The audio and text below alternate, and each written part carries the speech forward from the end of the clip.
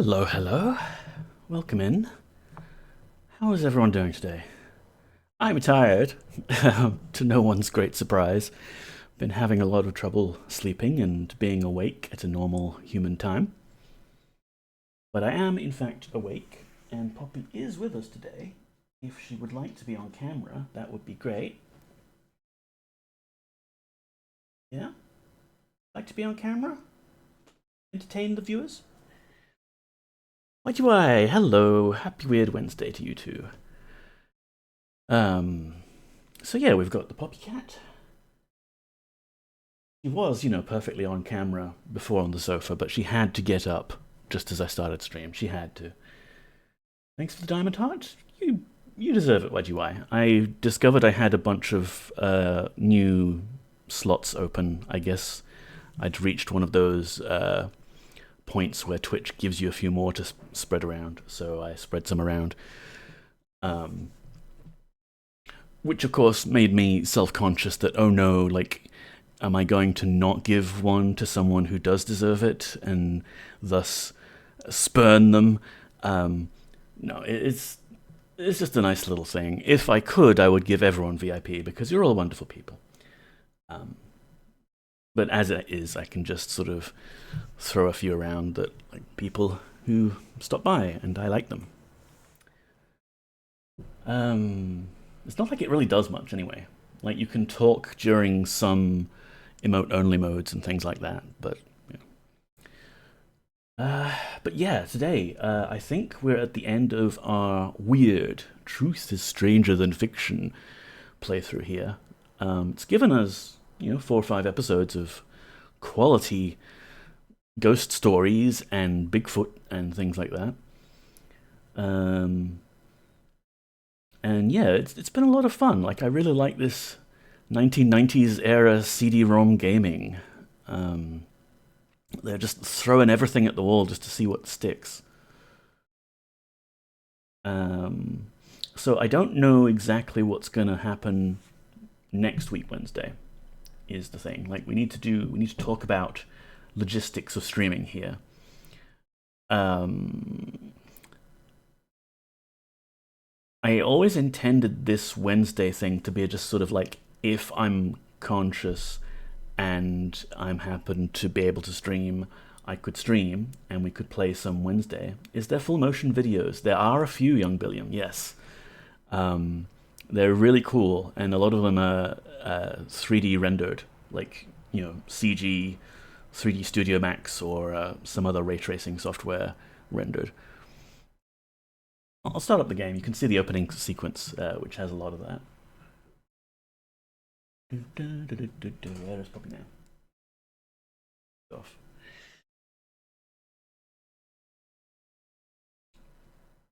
Hello? That was weird. Roll credits. We've lost game capture. Okay. So I need to, there we go, you're back. Weird. Make game go now. Gotta load things off of its virtual CD-ROM drive. But yeah, I always intended this time slot was okay, we'll try out another second stream in the week, and we'll not necessarily commit as hard to it as my Monday stream. You loading the game now? Yeah? Getting a bit of lag on the mouse cursor here. Wouldn't it be amazing for it to just fail on us at this last stream? There we go.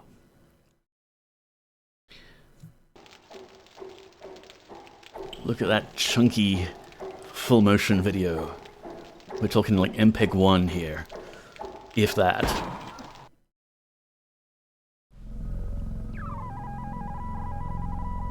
And yeah, so next week Wednesday, probably not doing this stream. And we can find something else to do for Neko's secondary stream in the week.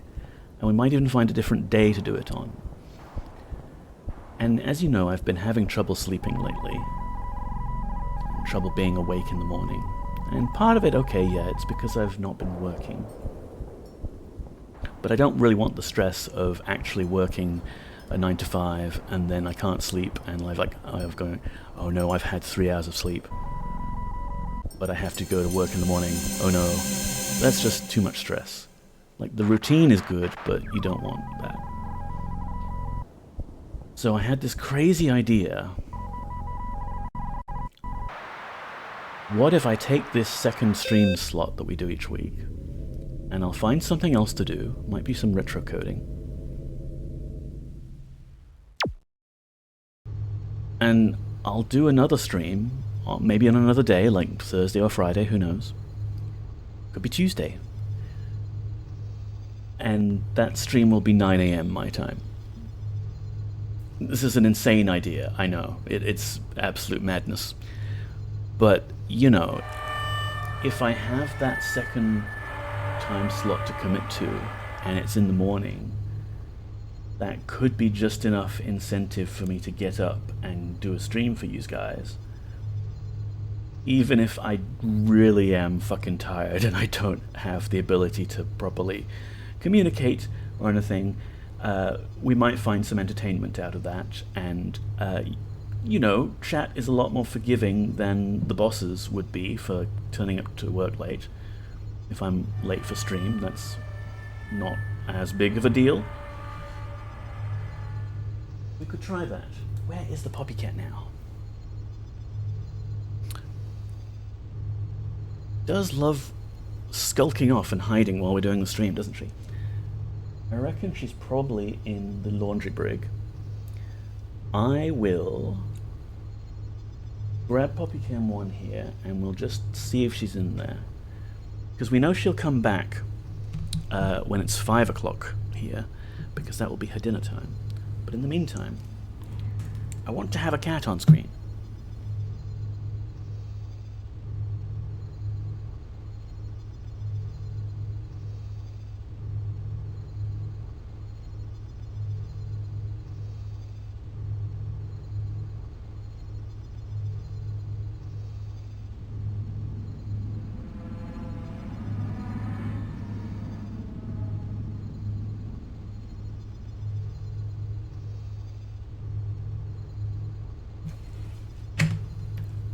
She is in there, I promise you.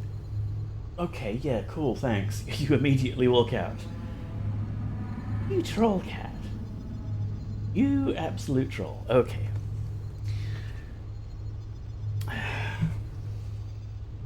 Until the day when we have a fully motorized mechanical tank that chat can control and follow Poppy around the house, we will just have to put up with the occasional absence of the Poppycat on the stream. So, last week we left off in here, the Cloister, as it is called on the map here. So you can see we've basically unlocked all of the areas. This one is new, and there's this old hall that must presumably be an offshoot from here somewhere. So I reckon that gives us another stream worth of content. Fun ghost stories to read about, Bigfoot sightings to look at, that kind of thing.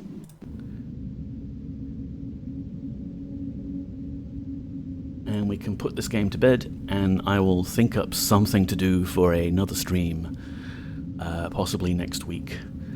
Retro coding. I've always wanted to do one of those type-in games from the Usborne computer books from the 1980s.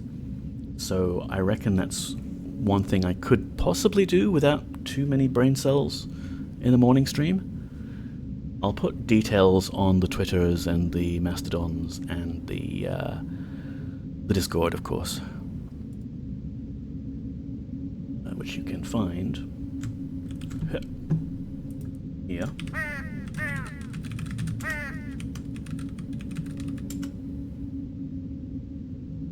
So this is the door we came through, and if we look to the right here, we encountered an actual, ghost in this corridor that just kind of jumped out at us. and the narrator started talking about it. I think let's go around clockwise, so we'll run into this ghost first. Maybe there's something there we can look out to. Hello? Is anyone there? Or maybe you only see the ghost if you're going the opposite way?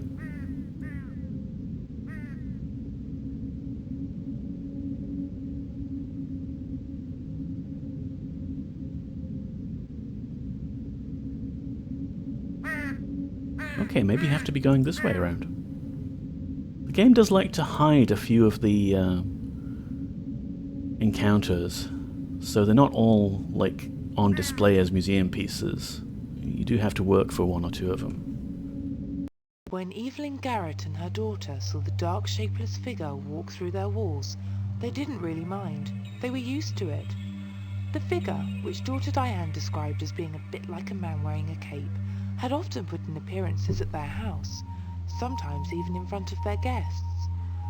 So in 1969, when Evelyn was driving through a storm in California and sensed a voice warning her to slow down, she did just that. It saved her life, for immediately afterwards she discovered that both her rear tyres were punctured and was told that if she had been travelling any faster, she might well have been killed. She was very grateful that night to the dark, shapeless figure that had warned her.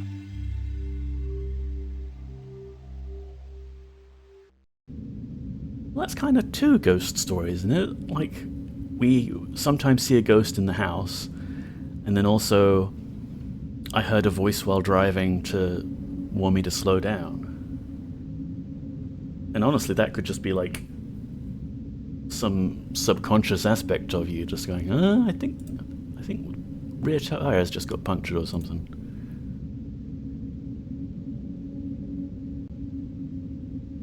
What's this? Bed of nails.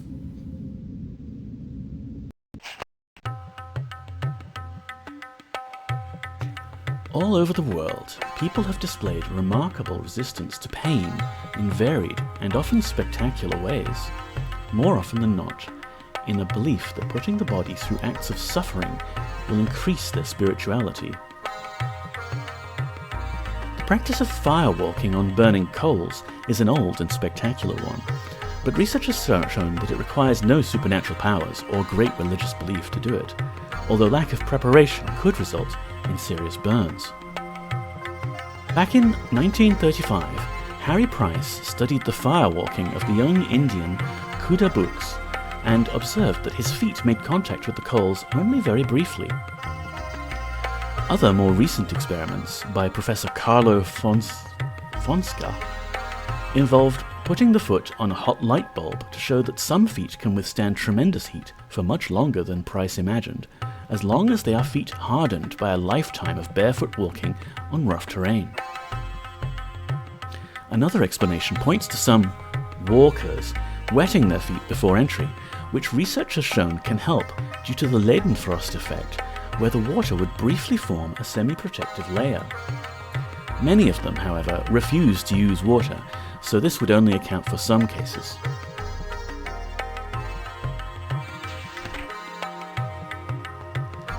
There can be no doubt that some feats performed require genuine mastery of pain. Stomach-churning demonstrations where long spikes are pushed through every imaginable part of the anatomy are not uncommon in some parts of the world. But how is such control achieved? Experiments have been conducted at the University of Tübingen, Germany, that studied the brain waves of a fakir as electric shocks were administered to him. The results suggested that the fakirs can induce theta waves at will, which has the effect of deadening pain response. Tests also indicate that they are able to somehow alter the very consistency of their bodies so that they do not bleed as one might expect. It has been claimed that they can staunch the flow of blood by creating a state of detachment so that they do not feel that the pierced areas are a part of their bodies.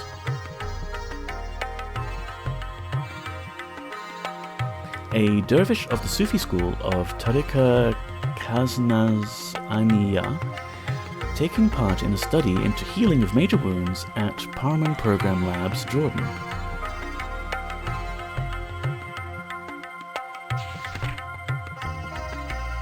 Some scientists suggest that some trials of pain are specially devised so as not to cause the bleeding that one might expect. Both the famous bed of nails and hook hanging, where people hang from hooks inserted into their flesh, distribute the body weight evenly with the nails or hooks, reducing the strain on the skin.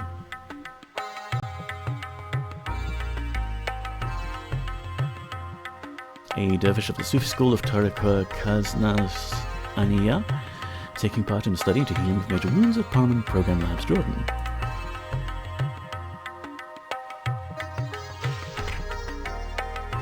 This theory does not help to explain perhaps the most impressive of the fakir's feats, the ability to practically stop their heartbeat and cease breathing temporarily in a physical state known as samadhi.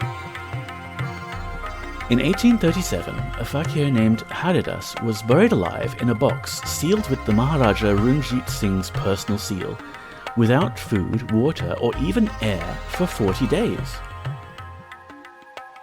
When the chest was dug up, under the supervision of the guards that had been watching over it all the time, Haridas was discovered alive, having demonstrated the astonishing form of human hibernation.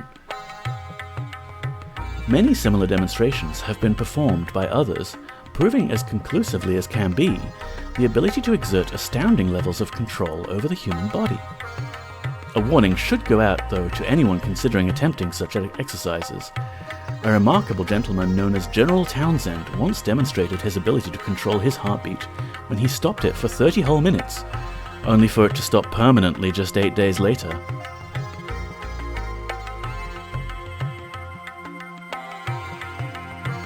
Yogi with his head buried in sand at Agra, India in November 1974. His breathing has stopped and his pulse reduced to 2 beats per minute.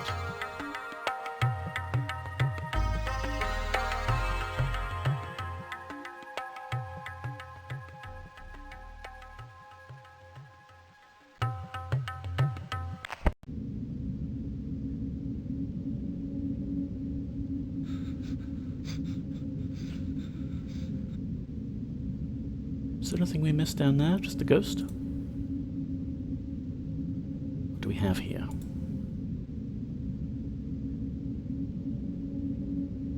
Some sort of banner?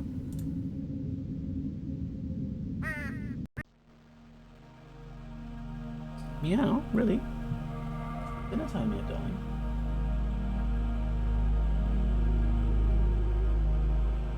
I'll reposition the camera, because we've got a long time for dinner, and she seems to be happy to just sit there and nag us.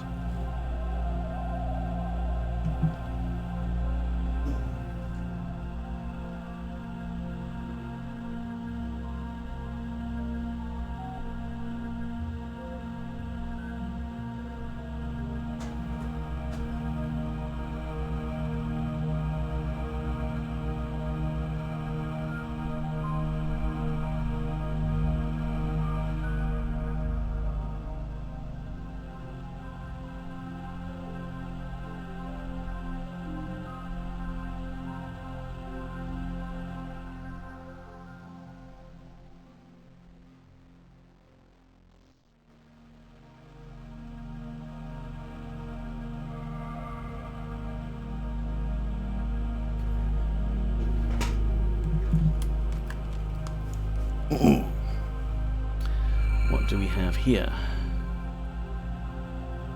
Levitation?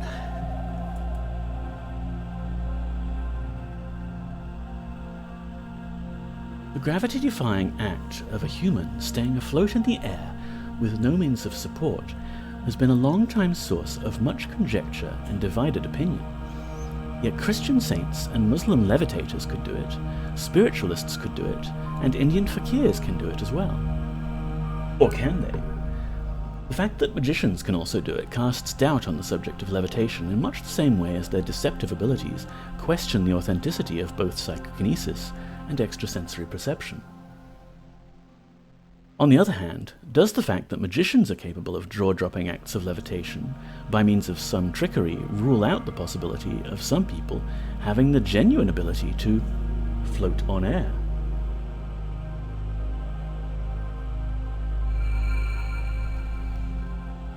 It is difficult to comment with any authority on the authenticity of the reported flying feats of saints centuries ago, although there are numerous well-documented cases. In the 17th century, the youth who was to become known as St. Joseph of Cupertino achieved fame for flying through the air and even levitating other people, although it often appeared as though he had little control over his flights, taking to the air involuntarily in moments of great excitement, much to the disdain of his superiors. Probably the most famous spiritualist to demonstrate this impressive feat was Daniel Douglas Home in the 19th century.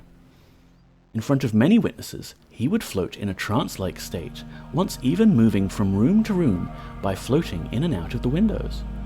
While many dismissed him as a fraud, there has never been any proof to substantiate this claim, though skeptics emphasized the fact that Home insisted that the 3 witnesses to his window-traveling performance should not leave their seats to see him while moving externally between those windows. Eastern mystics have long been performing their own versions of levitation. They are distinctive in the way that they usually use a stick wrapped in cloth as a support. Certainly, the most photographically recorded exponent of this practice was Subiyar Pulavar in the 1930s. Many pictures exist of this fakir balancing horizontally on his stick, though intriguingly, a tent was erected around him at the beginning and end of his performances, so he was never actually seen in the act of rising or descending. The East has a long history of teaching the achievement of levitation through yogic means, using special breathing techniques and meditation. It is well documented that some people using the same or similar disciplines can control their bodies in remarkable ways, but the question of whether they can extend that control to a mastery of external elements, such as gravity, remains to be answered conclusively.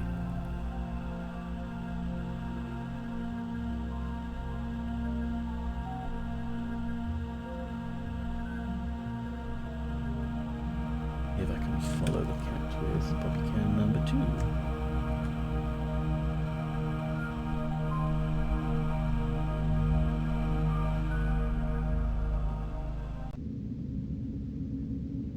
Now I noticed behind us was something on the wall.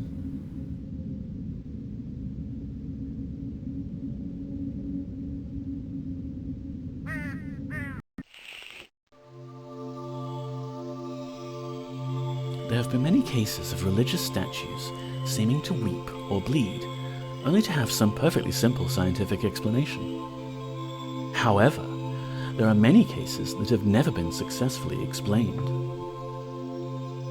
In Japan, the statue of the Blessed Virgin Mary at the Institute of the Servants of the Holy Eucharist, who was seen to sweat and to shed tears from its eyes. Scientific examination of the fluid taken from its eyes proved it to be identical to human tears. These tears were seen to appear 101 times between 1975 and 1981. A similar case in Syracuse in 1953 led to the Vatican recognizing the event as a genuine miracle, and a shrine was subsequently set up to contain the statue.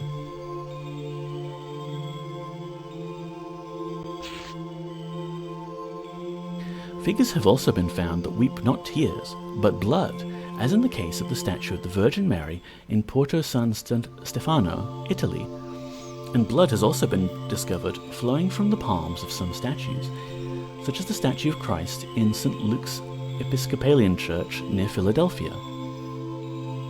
This first began bleeding when it was in the home of Mrs. Anne Poor. She had been given the 28-inch high plaster statue as a present, but gave the figure to the church because of the large amount of people that were coming to see it, and the bleeding continued in the church. Welcome, my simple cheeseburger. What about that, recent case in India where water was dripping from a statue of Jesus, which turned out to be coming from a broken sewer pipe nearby? Yeah, some of these are like, it's not blood, but it's sort of rusty red water.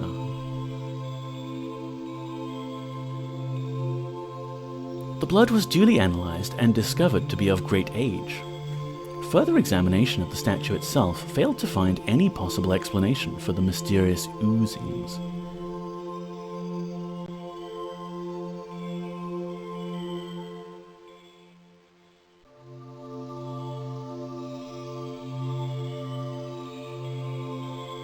Okay, just the 2 pages then. Can we zoom in on this one?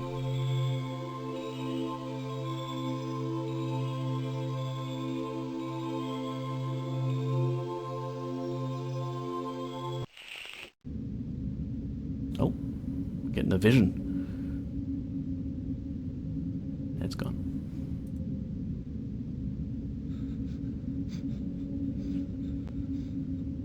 What we've got here, there's a sword propped against the wall.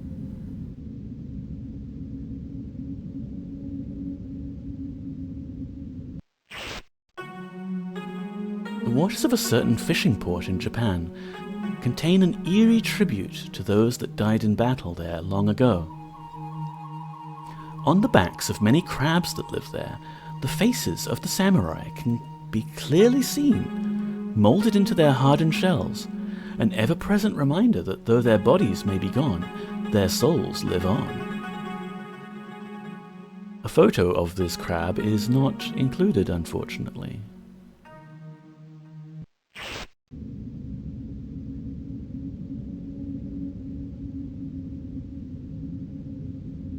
Did we miss anything on this corner?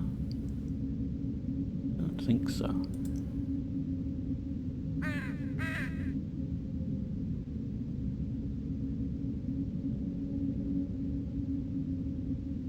There's a weird face in the wall here. Let's have a look.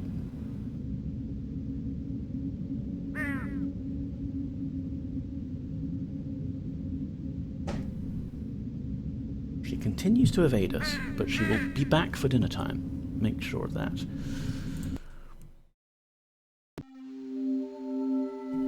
The tiny village of Belme de la Moraleda in Spain was the center of a fascinating modern enigma. Faces kept appearing on a concrete kitchen floor with no explanation. When the first disturbing face appeared, the occupants were so frightened that they dug the floor up and laid new concrete. But more faces, a total of 18, mysteriously surfaced, once even in front of an investigating parapsychologist. It will come as no surprise to most to discover that the house had been built over an old graveyard.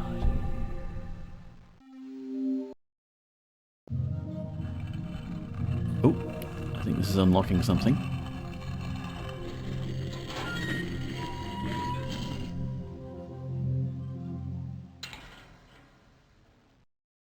Please don't be more puzzles. Actually looks like it might be a lift that takes us somewhere else.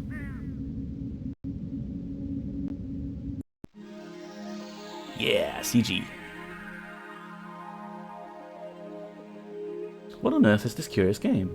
Well, Cheeseburger, it's a weird mix of interactive multimedia CD-ROM encyclopedia of strange and weird and mysterious encounters, and a bit like Myst, where you've got these pre-rendered environments that you can walk through and explore your surroundings. And they do actually include a couple of puzzles to solve, like Simon Says and Towers of Hanoi. But that just, unlocks the next area of content. Okay, so we took that lift down here, and it's taken us to the old hall. But I don't want to go there yet, because we haven't seen everything that is in the Cloister area. So let's just take that cool cutscene back up, and we'll get to this room last.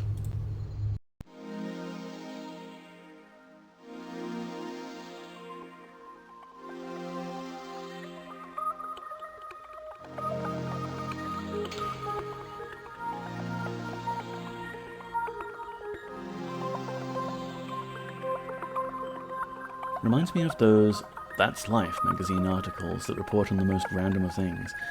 Yeah, like the curators of the content that's included here haven't been too picky about what's absolutely definitely factual, supported by evidence, and what is like, well, my mate Gary said that his wife saw a ghost this one time, and took a picture, but unfortunately the picture didn't get developed. you know, it's like some of it's just for fun. Just for like, oh yeah, cool, spooky phenomenon. Okay, the whole thing is going to close up behind us, is it? Where are you? I hear you, but I don't see you.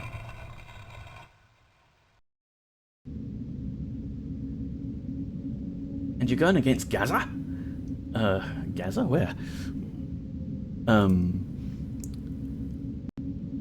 But yeah, like, some of it is like, okay, there's a legitimate Winchester Mystery House, for example, that's been made by the heir to the Winchester fortune, and okay, she contacted a medium and felt she was being plagued by ghosts, and the medium advised her to build a big weird-ass house to attract friendly ghosts to protect her from the evil ghosts. So, I mean, that part of the story is okay, sure, but the house does exist, and it has a lot of cool photos about it and things like that. And some things are like, okay, Loch Ness Monster, here's some really poor photographs of what might be it. Yeah, it's fun. I think we already looked at this one last week, but we'll go through it again.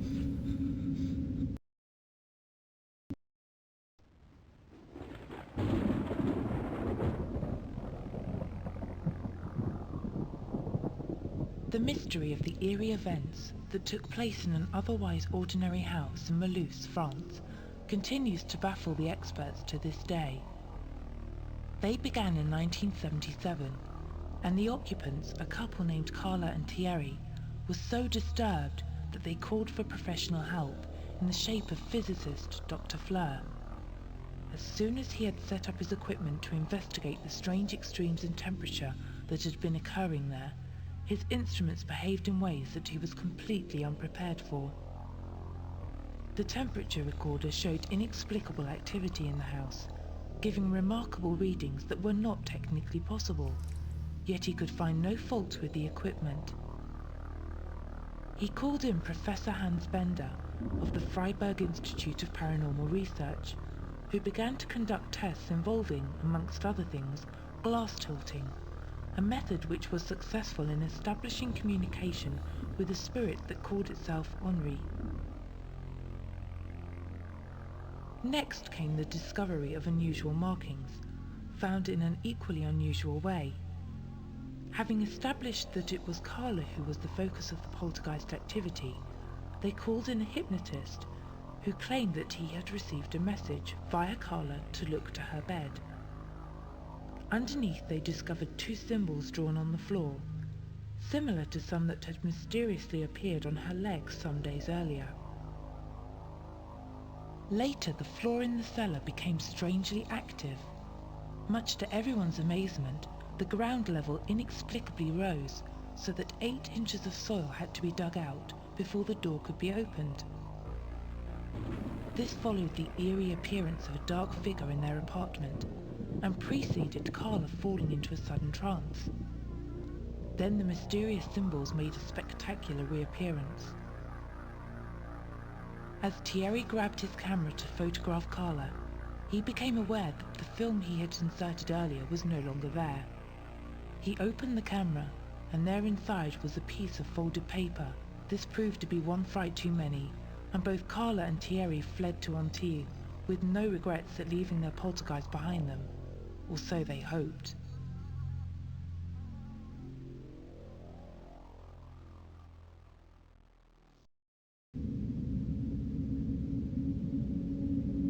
I used to love picking up those magazines where one page would be someone's feel-good puppy story, and on the next page is just, my dead husband saved me from a haunted grilled cheese. Was he running Vista? I think this predates Vista cheeseburger.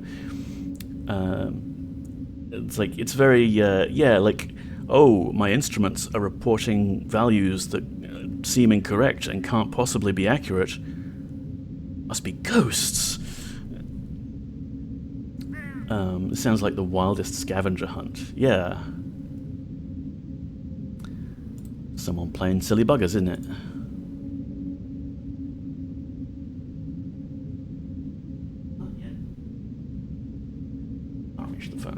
do it here.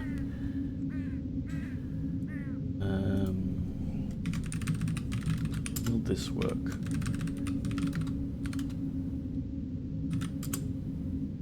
Yes.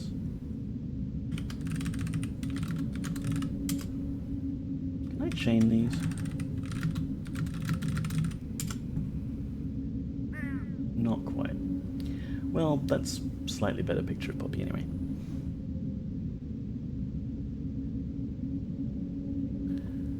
So that was strange symbols, yep. And we've got a shield on the wall here. Please show PoppyCam 2, I want to see the cute cat. Absolutely, cheeseburger. He's loafed up on the floor here.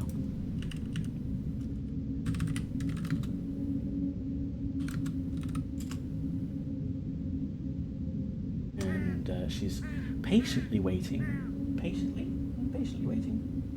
Yes, patiently waiting for her dinner. Did we move to say? Hello. Raid. Warning. Rush Pirate. Hello. Welcome in. Thank you so much for the raid. You've come at a perfect time. My cat tuber friend. We are currently on the Just Catting screen looking at my cat Poppy here, who is patiently awaiting her dinner. How are you? How was your stream? Let's give you a shout out. What were you playing? Tactical Tuesday, Mario and Luigi Superstar Saga. Cool. Poppy feeding stream when? In about 23 minutes, cheeseburger. 23 minutes. Pirate Raid, welcome on in. Green Needles, hi. Rush Pirate, thank you so much for raiding in and dropping off your community with me. It's very kind of you. Subrosive, welcome, sir. Hello, I'm James Necko.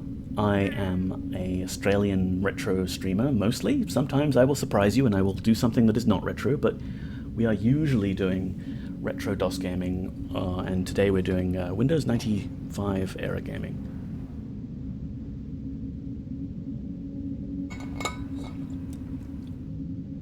So, I'm just wrapping up this particular game that we've been playing, which is called Weird. Truth is stranger than fiction. It's kind of like Myst, except you're exploring a bunch of pseudo-scientific tales of the extraordinary and ghosts and aliens and this one time my mate Dave, he said he was able to walk through walls, that kind of thing. It's a lot of fun, and I love like the 3D rendered game environments and everything. Classic Dave, mate. I don't know. And he says he can do it anytime he wants to. It's just he doesn't want to right now. It has to be very special circumstances. So, as an example, we've got to our right here a shield on the wall, and we can click it and learn things. Things that may or may not be factual. In the small German village of Campel lies a body with an incredible tale to tell. It is the body of a knight named Christian Friedrich von Kalbutz, who died in 1702. But what makes this corpse so remarkable is the fact that it is never decomposed. Local legend tells that he was accused of a murder in the village, and in his defense swore that if he were truly guilty, then may God never let his body rot. Evidence suggests then that he was guilty, for his undecomposed body remains for all to see. Experts have failed to explain this bizarre lack of decay. In the early 1900s, Sarnbuch and Virchow, two respected pathologists, thoroughly examined the corpse, but could find no presence of preserving agents whatsoever. Well, I was gonna suggest maybe he just ate a lot of fast food with all of those preservatives in it. But apparently it's the work of some other mysterious force, possibly God, on account of him doing that murder. We've got a weird diamond that's just floating up in the air here. Shall we have a look? If that's how it works, I'm living forever. Cool, geez, it's good for you.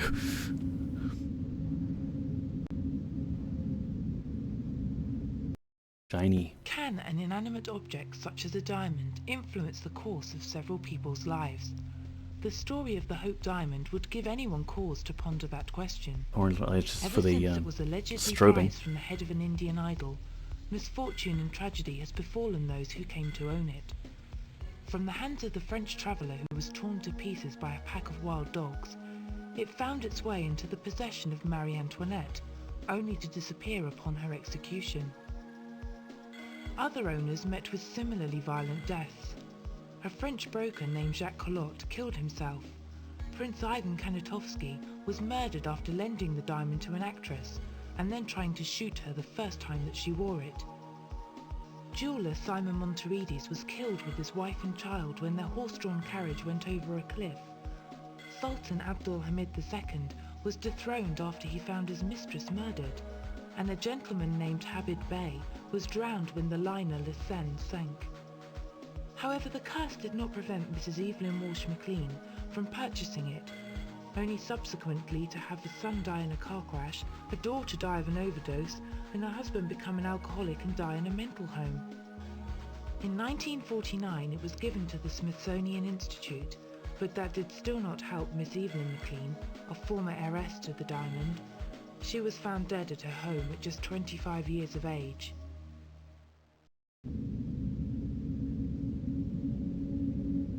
Well, diamonds are not a girl's best friend in that case. And yeah, apologize for the bright flashing strobing. This game just likes to do that sometimes. It was before that sort of thing was commonly advised against of. This is A tier, that's life material. Yeah, it is. It's cool stuff. So it looks like we've gone all the way around this area now. We can have a look at the map just to see if we've missed anything. Because it'll show up like there. Faces of the Dead. The Malthouse Poltergeist. Hope Diamond. Ageless Corpse. Man in a Cape. They Feel No Pain. Weeping Statues. Levitation. Yeah, I think we've got everything here. So there's really just the one area left to go to in the game. And we could teleport straight there with the map here, but that would be no fun, because then we wouldn't get to see all of the cool, pre-rendered 3G CG cutscenes. When Evelyn Garrett and yes, her hello, daughter Man in a saw the Cape. dark- Cool. So let's go back this way to the face display, and we'll trigger it again. And everyone who's come in from the raid can have a look at these cool full motion video scenes.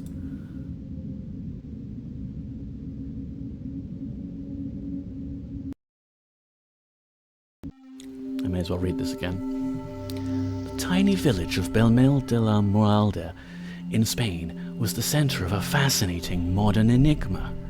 Faces kept appearing on concrete kitchen floor with no explanation. When the first disturbing face appeared, the occupants were so frightened that they dug the floor up and laid new concrete, but more faces, a total of 18, mysteriously surfaced, once even in front of an investigating parapsychologist. It will come as no surprise to most to discover that the house had been built over an old graveyard.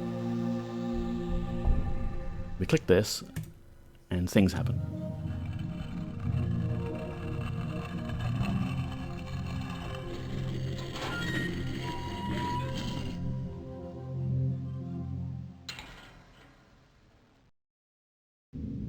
And then we can walk up to this little cage thing, get in it, and travel down.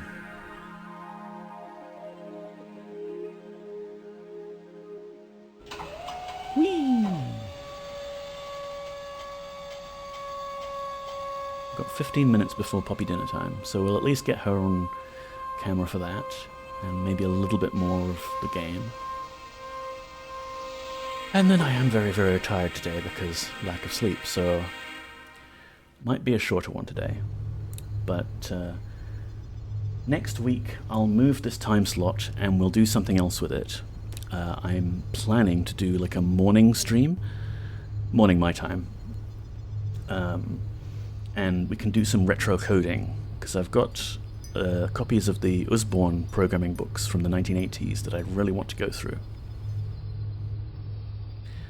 I guess we head forwards first. What's this?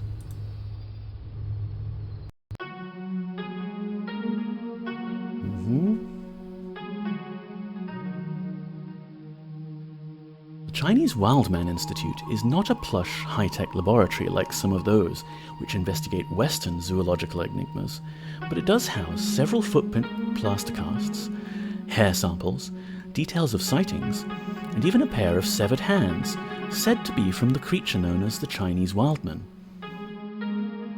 I imagine they just call it the Wildman there. Rather like the Alma, it is described as having red hair, but is much taller than its Russian counterpart. On many walls in some regions of China, posters can be seen asking people, "Have you seen the Wildman?" in just one of many attempts to find irrefutable evidence of its existence. In 1977, over 100 people set out on a year-long expedition to track down a Wildman, and in 1989, anthropologist Professor Frank Poiret from Ohio State University also led an expedition which led to him concluding that it was more likely than not that the Chinese Wildman really did exist. Certainly, the 10 railway workers who saw a whole family of them in the Shengongjia Mountains in 1993 would confirm this. One theory suggests that it could be a surviving descendant of Gigantopithecus, as some bones from this extinct creature were discovered in a nearby cave. Something you're not telling us, James? Not true, it's not true. Just because I have red hair does not mean I am some sort of cryptid. Right, Poppy? Right.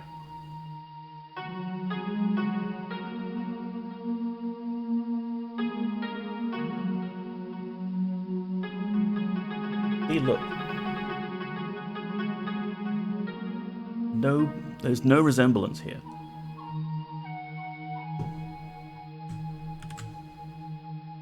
Where's my camera? Hit alerts, chat menu, camera normal, unlock.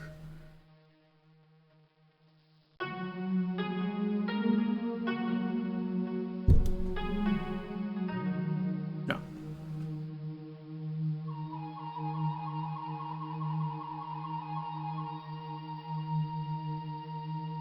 Don't know exactly where it was. Close enough.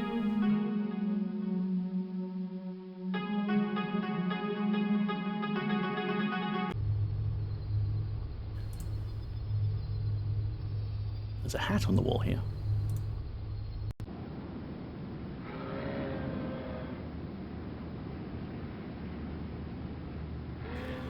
Scotland may be most famous for its Loch Ness Monster, but it has one or two interesting, mysterious beasties, such as the Big Grey Man of Ben Macdui, living on the mountain from which it takes its name.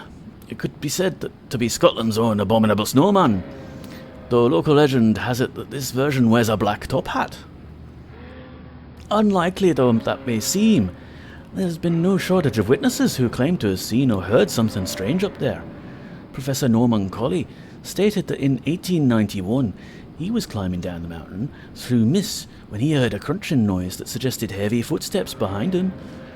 This persisted until he fled with fear, not wanting to see what was making the noise, but he could tell from the pacing that whatever it was had a much, much longer stride than he had. Many other mountaineers have recounted similar tales, each one commenting on the overwhelming feeling of fear that it generated. Local figures who have claimed to have seen it described the beast as being grey and over 10 feet tall. Yeah, I like this one, where he heard a crunching noise that suggested heavy footsteps behind him and possibly a top hat. Are there pictures? Do we have pictures, please? No.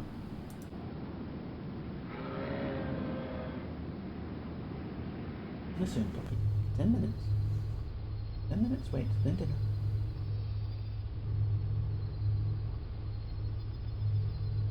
What's all this then? Bullets? Shells?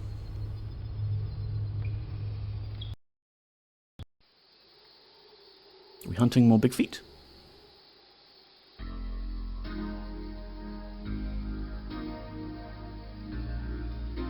Is this going to be another voiceover? I apologise, it can be a bit quieter than my voice. Do monkeys that walk like men, a remnant from another age, really exist? In 1920, a Swiss geologist named Francois Deloy believed so when, returning from a 3-year-long expedition, he was attacked by 2 of them.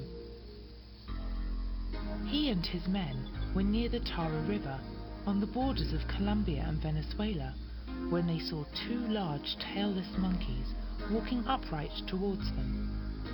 They were in a wild rage, shrieking and gesturing threateningly, which provoked the explorers to shoot at them, killing one, a female. They took many pictures of the ape's corpse, but only one photograph survived the capsize of their boat on the arduous return journey. It showed a strange-looking ape, about 5 feet tall, propped erect by a stick. Professor George Montadon acclaimed it as a previously undiscovered species and named it Loy's American ape. Other experts were more dubious of its origins, suggesting that it was more likely a hoax based on a spider monkey of some kind than a beast from another age.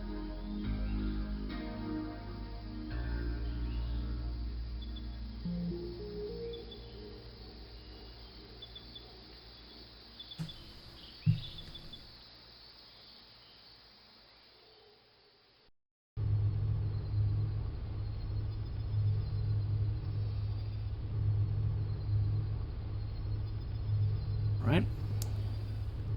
What do we have down one of these other paths? I'm on spare tire.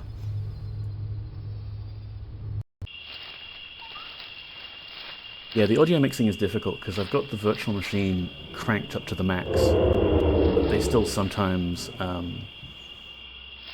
they're a bit quiet compared to the music or whatever other background sounds they have. And I've got it cranked up to the max in my OBS as well, which is often bad because I play DOS games a lot, and they're usually ridiculously loud. Steph, enjoy your look. I can help you with the cover letter if you like. We've got one right here. The Lizardman.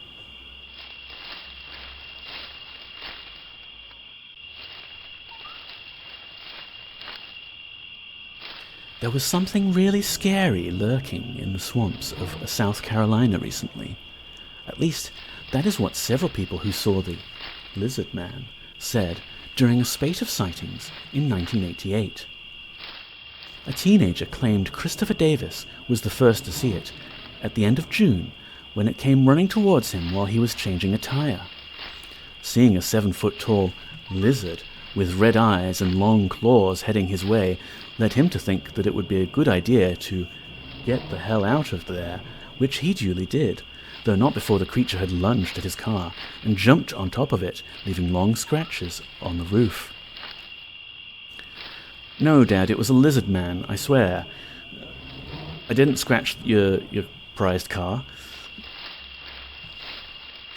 A fortnight later, a local couple found their car scratched and bitten, which led to the whole story reaching the press, and almost inevitably, a subsequent rash of sightings before the fuss eventually died down the following year. There are 2 schools of thought as to what the Lizardman could have been. In 1982, Doctors Russell and Seguin of the Canadian National Museum had described a creature that they believed would now exist if the dinosaurs had not become extinct. The description matched that of the Lizardman. The other theory, that it may come from another planet, was put forward when, a year after the initial sightings, 6 local people witnessed an oblong object with incredibly bright lights moving across the sky. That's what you get when you cheap out on the roadside assistance.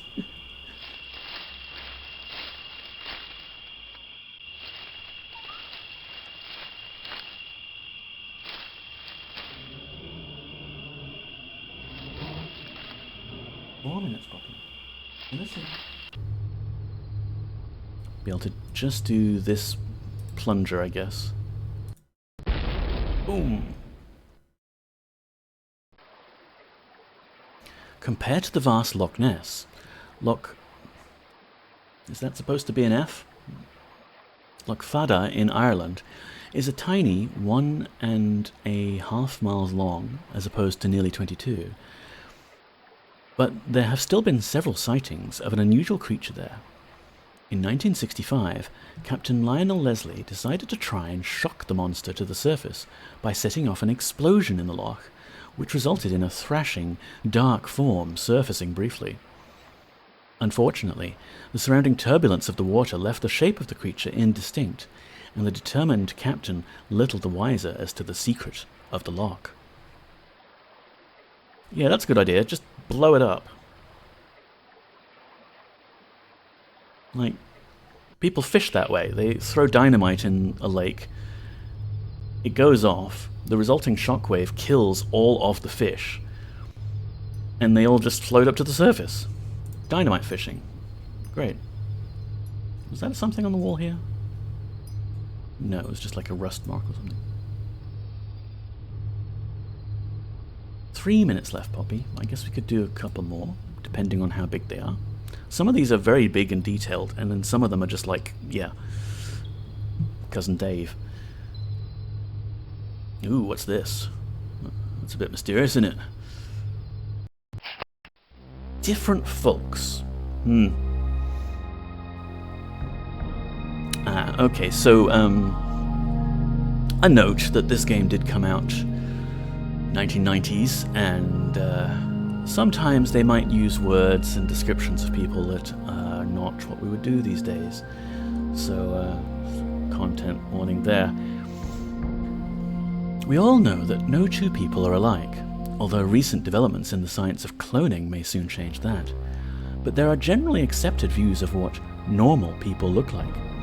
These views can change quite dramatically depending on the country or culture, as demonstrated by the ancient desire for tiny feet in China that resulted in the binding of women's feet to prevent them growing from an early age, or the elongation of necks achieved by the Padong people in northern Burma by the wearing of a series of metal rings.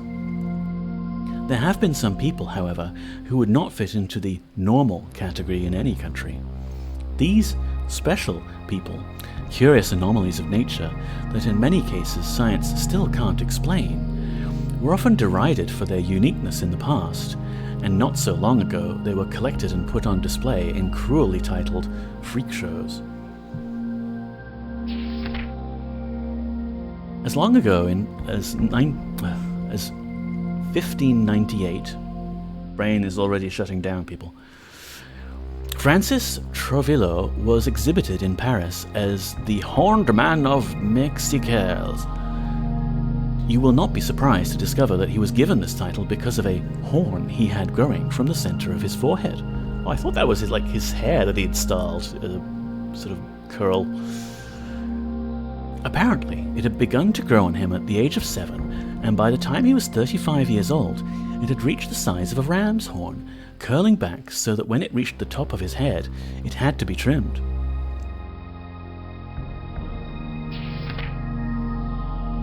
In 1629, Barbara Usseren, later to be known as the Hairy-Faced Woman, was born in Augsburg, Germany. Her face and hands were said to be covered with hair to the extent that she sported a beard of considerable growth. She was, in later life, to marry Michael Van Brick, who was determined that she should be put on a show, a fate that was to befall most of her kind. Wow, imagine marrying your guy and your husband decides, I'm gonna put you on a show. What a beautiful lady dwarf. She is, yes. Luxurious long curls there. Welcome in, Star Drops. This is Dan. How are you? Giorgio. The Dogman, as he was billed, was another such person. Fyodor, as he was baptized, was said to have been found living wild in the forest of Kostroma, Russia, where he had lived on wild berries and small animals. To add to the myth, it was said that he lived with the wolves in this forest, when in fact he had been brought up in fairgrounds by his equally hairy father, who was billed as the man-dog and had been exhibited as a freak from the age of 8. Yes, Giorgio. Oh, it's past 5 o'clock. The ping must have gone off on my phone, and I didn't hear it because of the headphones. Yes? It's dinner time? Dinner time now? Okay. Oh, thank you, Stardrop, for redeeming Bother Cat. You really don't need to. We're about to bother the cat anyway. And by bother, I mean attend to her every whim as we go feed her, because it's Poppy dinner time. Poppy knows. She does. Let's go to just catting. We'll have this spooky music on in the background while she feasts on wet food. Yes, this ravenous beast, or cat as she is known, often takes to ravenous appetite.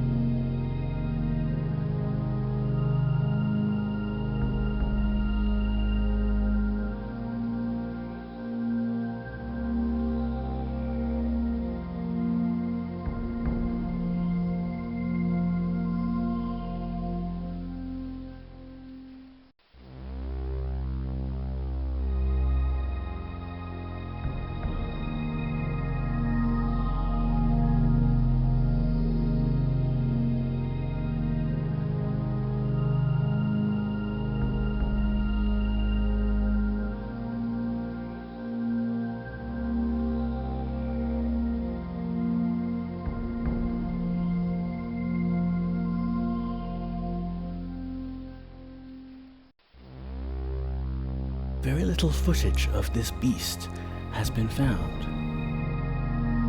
as the creature seems to have an uncanny ability to be aware of when it is on a video feed.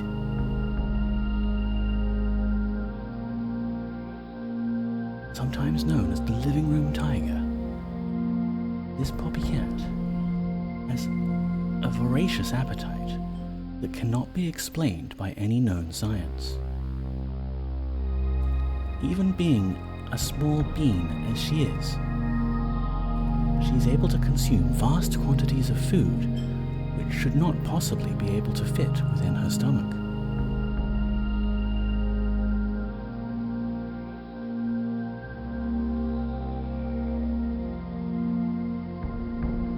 Does your sister miss her? She does, yeah. I sent her photos. My sister has a new project in the form of my niece, so she's got her hands full with that, and it would have been very difficult to raise them both, I think. She mostly wanted to make sure that she was kept in the family when she went overseas. So, me taking care of her is good. She can come visit sometimes. But Poppy could help raise Denise. Yes, like the wild men. Being raised by cats is good. Get some proper civilization in you.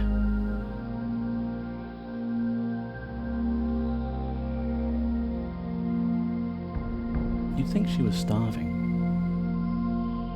Just skin and bones, really. Yes. All done?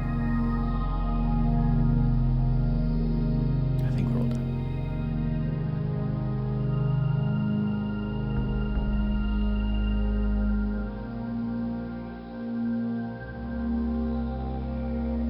Hang out with Uncle Neko, and I'll finish this game off, and then I'll have my own dinner, shall we?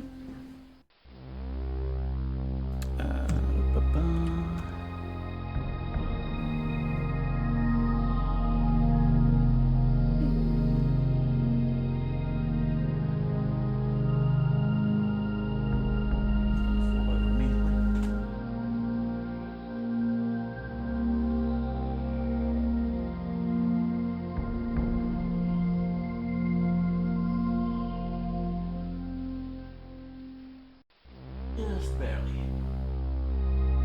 Hi. What can you? Yes. You good? Tasty? I'm glad you liked it. I don't know what you feed her, but never give them the cat mint stuff. We made that mistake, and they were instantly addicted. I swear they must put catnip in it or something, because they would starve themselves if they didn't get their mints. Oh, cats. Oh, yes, indeed. Yeah, I know how it is. Like, oh, this. Oh, yes, I'm going to have this every day now. I do have some fancy feast that I give her on special occasions, which she slurps up, but she's mostly happy with the wet food packets from Felix that are good enough for her dinner. And she just has dry biscuits during the day, which... The brand, Purina, right? They recently made it so that, like, oh, this is low calorie, helps you lose weight, or helps your cat lose weight. Going into the laundry break. So they've lowered the calories of their biscuits, but the end result is that she just wants to eat more of them. So she makes more poop. Hell, if we gave them Fancy Feast instead of mints, they would flick it away with their paws and, what is this filth you're feeding me? Wow. I'll move the camera one more time, just on the off chance that she'll decide to stay where she is. And then we'll finish off weird.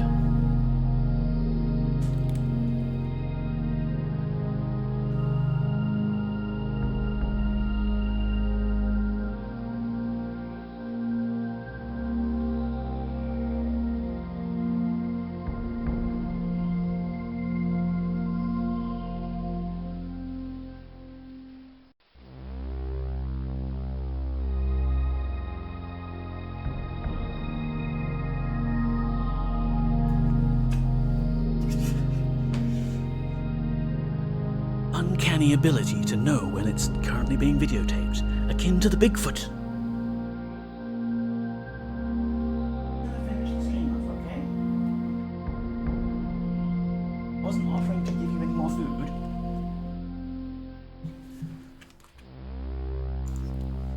Cats! Love them. Back to the game.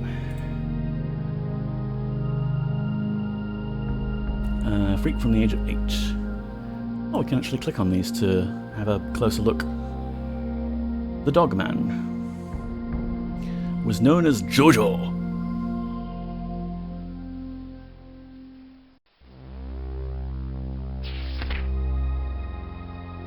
The hereditary nature of such hirsuteness can be again seen from this photograph of a whole family who appeared in Mandalay.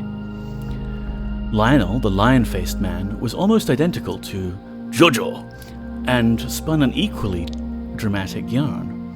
When he wasn't roaring like a lion, he would tell the story of how the shock of his mother seeing his father torn to pieces by lions while carrying him had resulted in his distinctive appearance. While undoubtedly exploited, many of the curiosities, as P.J. Barnum described them, seemed to quite relish their celebrity.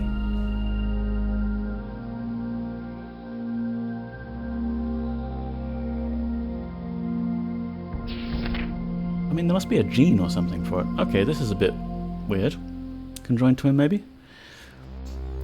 There was a legion of fascinating characters on display, such as the unique Pascal Pignon, born in 1887 in Lyon, France, and known as the Man with Two Heads, shown here in 1927 at the age of 40. Frank Lentini, known as the Three-Legged Man, for obvious reasons, and Serpentina, the boneless woman, who, apart from her skull, was supposed to be devoid of any bones whatsoever. There were a number of performers who did have bones, but could do all manner of amazing things with them. Known as dislocationists, these people could easily rearrange their skeletal structure, popping bones in and out of sockets with alarming ease. Yeah, contortionists. There's a genetic condition you can have that make it easier for you to do this sort of things, which can actually lead to problems in later life, apparently. Lovely. The master of the art was probably Joseph Clark, who lived in the 17th century. He had a wicked sense of humour, as he demonstrated on unsuspecting tailors who tried to measure him for suits. He would be measured up the first time with a large hump rising up from one shoulder, and when the garment was made up, he could shift his hump over to the other shoulder, causing much embarrassment to the apologetic tailors when he tried on the now ill-fitting garment. When he tried on the remade jacket the next time, his deformity would have completely disappeared. By all accounts, Clark's face was as changeable as his body, just as well bearing in mind the tricks that he obviously liked playing, though it's unlikely that he could achieve the unusual feat performed in the early 18th century by the character known as Old Boots.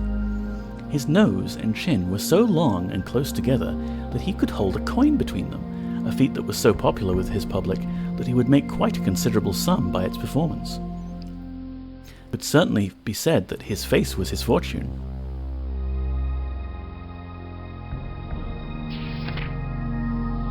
Are you planning to start a different game next week if you finish Weird today? I'm almost certainly about to finish Weird in the next half an hour or so, probably less, because we've pretty much come upon the last of the exhibits. I'm planning to try and keep doing a second stream each week. We're going to keep pinning the Ultimate 8 Monday stream in place. That's the one I will actually hard commit to. And this one will just be a softer one that I might move to some other day. And I'm actually thinking of doing a morning stream, like 9 a.m. my time, which will be very difficult, and I will not be very awake for it. But the idea is if I have some kind of soft commitment like that, it will help me actually fix my sleeping schedule. Here's hoping. So apologies in advance to all of the usual audience that come to my streams, because time zones and what have you may make it difficult to catch that one. But it will probably be more of a chill stream anyway. I'm thinking of doing some retro coding on it. Did you hear that? Wow, really? What was that? It was very loud. Chilling roar went through the house, from some unearthly origin.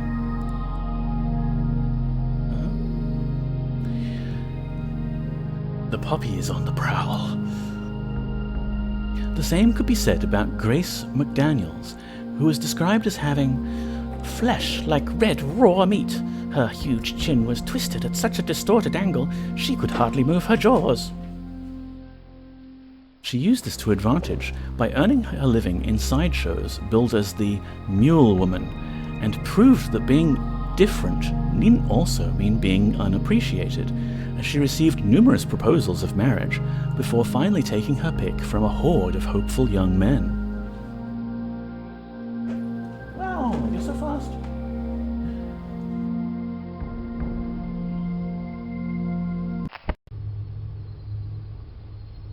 I'm actually getting a bit hungry, so looking forward to my own dinner soon.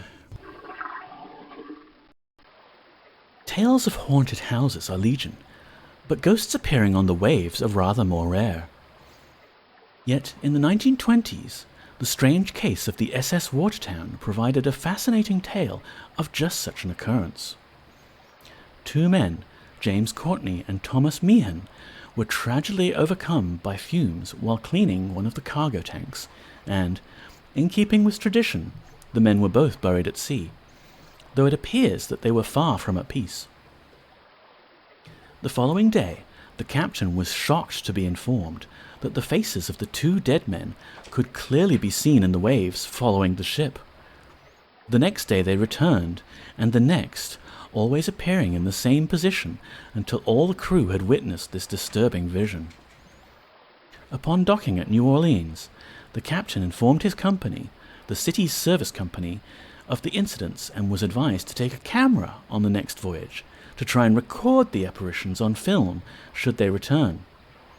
Rather surprisingly, in cases of this kind, the faces duly obliged, and 6 photographs were taken, though on developing them, only one shot actually recorded the spirits.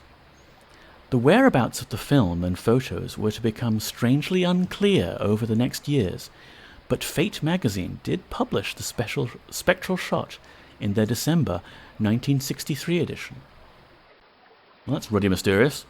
Where's my nearest Taco Bell? I have no fucking idea, cheeseburger. Probably a considerable distance.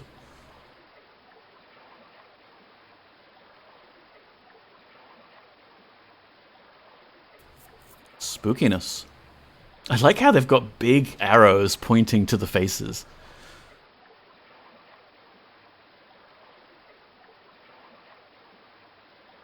Now, I've got stuff in the freezer that'll be fine.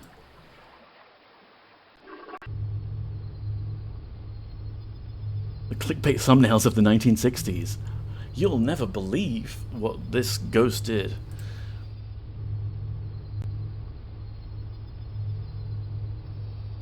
Go left.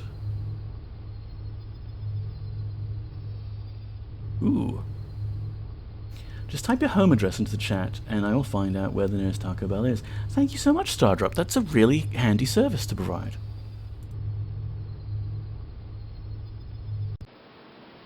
Cornwall is a place that is swathed in mystery, its very landscape conjuring up images of giants and Arthurian knights. So it will come as no surprise to anyone that this most beautiful part of England plays host to its very own sea monster. Known as Morgar, from the Cornish word for sea giant, there were sightings of it reported as far back as the 19th century, but it came to prominence again in the mid-1970s, largely due to some photographs of it being sent to a local newspaper, the Falmouth Packet. Taken by someone known only as Mary F., they were supposedly shot in February 1976, just as several other people had begun to claim seeing something strange in the sea around those parts. She wrote that the beast was dark brown-black and large, with the part of it that was photographed out of the water being about 15 to 18 feet long. Doubts, however, exist as to the authenticity of these photographs, as some experts believe them to be hoaxes made by Irish wizard Anthony Doc Shields, a controversial figure in the paranormal world. A few months later, the crew of a fishing boat got a close-up view of Morgor, just off a place known as the Lizard. Fisherman George Vinicombe described it as being of a similar length to that described by Mary F., with black leathery skin and 3 humps. One expert, Martin Angel, has suggested that what he saw was in fact a turtle, but the fisherman described his beast as having a long neck, which makes that theory unlikely. Several holidaymakers in the area believed that they saw Morgor that summer, but reported sightings of the sea giant have become more rare in recent years. It just loops around. Have a look at this photo. Ah, yes.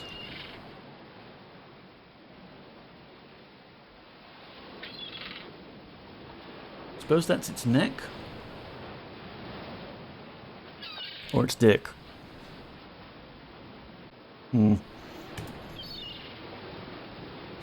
Just a cat playing under the waves, yeah.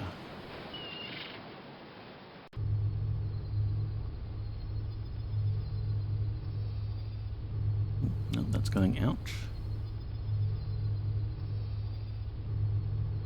Oh, hello, there's something hanging up here. Might have missed.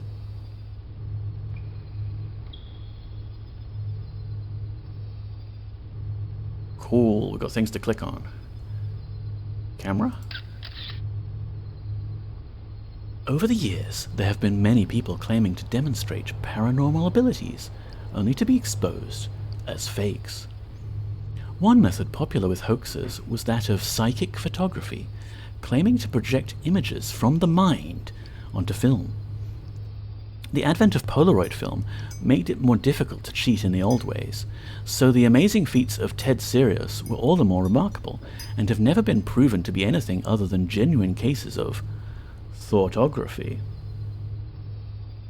A lot of sea monsters have never taken a photography class, yeah. Why are the sea monsters never lit from the front? Sirius would point a Polaroid camera at his face, take a shot, and try to imprint a mental image on the film, with remarkable success. Often, instead of revealing a photo of his face, the print would show some buildings, but often with minor variations from the real place, such as a slight misspelling or alteration in the brickwork, like AI-generated art. The main bone of contention was caused by a cylinder he called a gizmo, which he waved in front of the lens as the shots were taken, to keep his fingers from obscuring the lens as he gesticulated. Some experts claimed that this could have been used to conceal transparencies, which would have been the true source of the photos, but none of the experts that closely monitored him could ever prove any foul play. We may never know for sure whether he was genuine or not, as he stopped demonstrating his ability in the 1960s, claiming that he had lost his powers.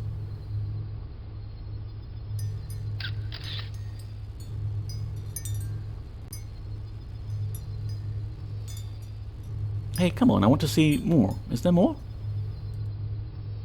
Other things to click on? There's all these photos.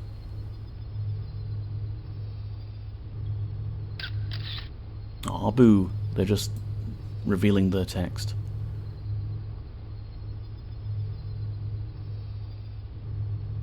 Let's have a look at this, though. Is that a neon sign of a bra? It does appear that way, a simple cheeseburger. Boo. In 1934, an Italian asthma patient named Anna Monaro became famous when it was discovered that her breasts emitted a blue glow when she slept. She became known as the Luminous Woman of Pirano. No photos? Come on.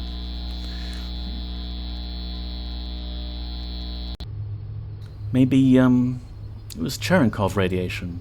Her breasts were nuclear powered. Alright, one corridor to go down, and possibly a few other bits to clean up once we've, now that we've unlocked everything. Oh, hang on, no, this is the hat with the bullet shells and things. I want to see her glowing breasts! For scientific reasons, of course. Of course, simple cheeseburger. Only to prove the veracity of the claim. That's the tire and the detonator. That's the ghosts on the ship. Okay, that's actually everything. Good one to end it on. Glowing breasts. Let's go to the navigation and have a look at the map. So we've landed here. And I'll just check, yeah, different folks. SS Watertown. Luminous Woman of Pirano, yes, yes. Big Grey Man. American Ape. Chinese Wild Man. Lizardman. Low Fatter. So what we can do is we can go to this drop down. Aha! So there is something we've missed. A couple of things there too. Although it looks like they're like subcategories of something I could have clicked on. So we can use teleportation to get to those. Ghostly Tales, Banshees and Barbados Vault. I don't know where these ones are. We might have to look around the maps to find them. UFOs. Puzzles of Time and Space. We got all of those. Mysterious Places. Ooh, the Giant Balls of Costa Rica. Yeah, that was a good one. Strange Talents. We got those.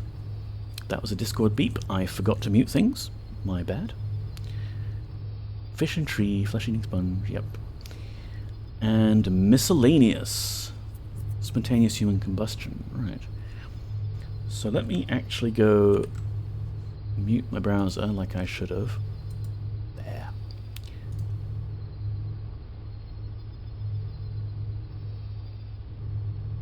And let's go hunting for these remaining bits. So Ogopogo, we can go to the news cuttings. Right, Ogopogo Krisha captured on tape. Car salesman Ken Chaplin has hooked a big fish with his claim to have the Serpent Lake Ogopogo of Okanagan Lake on videotape. There's definitely something there, says Paul Gassick, a field producer for the National Geographic Society's Explorer series. He was sent to Kelowna to view Chaplin's video. "You can't make a positive ID," he says. "I don't doubt for a minute that they believe they've seen this critter." The video was shown to reporters last week, clearly revealing a long, snake-like creature. "It's impossible not to raise an eyebrow when you hear about Ogopogo," says Gassick.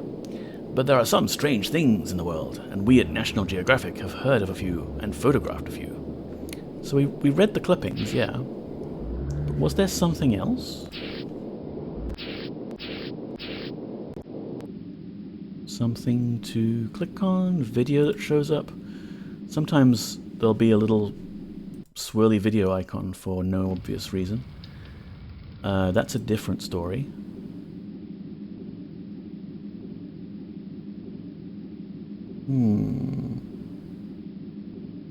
We can look at the map.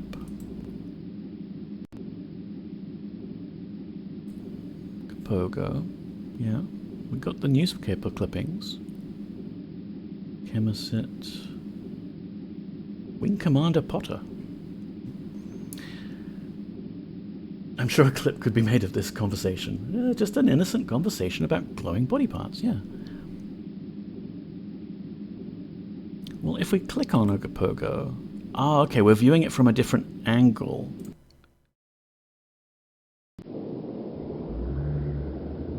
Long ago, any Indian crossing Lake Okanagan in British Columbia would carry a chicken or dog with him as a sacrifice in case an approach was made by the creature now known as Ogopogo. Indian legend claimed that the lake beast they call the Remorseful One was once a human who was transformed into a monster for committing murder. Sightings of the beast in the 18 miles of water that make up the lake go back well into the last century, but the legend became popularized with a sudden mass of sightings in the 1920s. At this time, its fame was so widespread that they even sang of it in London musicals. "I'm looking for the Ogopogo, the funny little Ogopogo. His mother was an earwig, his father was a whale. I'm going to put a little bit of salt on his tail." Thank you, thank you. One of the many hundreds of sightings was made in 1949 by the Watson family. They described its body as being about 30 feet long, containing 5 undulations and a forked tail. The forked tail was again mentioned some years later in what must surely be one of the closest encounters, that of a Mrs. Clark who was swimming in the lake when she felt something bump her leg. She rushed to her raft, and from there saw an 8-foot-long coil moving through the water, ending in a forked whale-like tail. She estimated the creature, which was dark grey, to be about 30 feet long. Other people have described it as being like a long eel, or alternatively, a 50-foot-long olive-green beast with a long neck and flippers.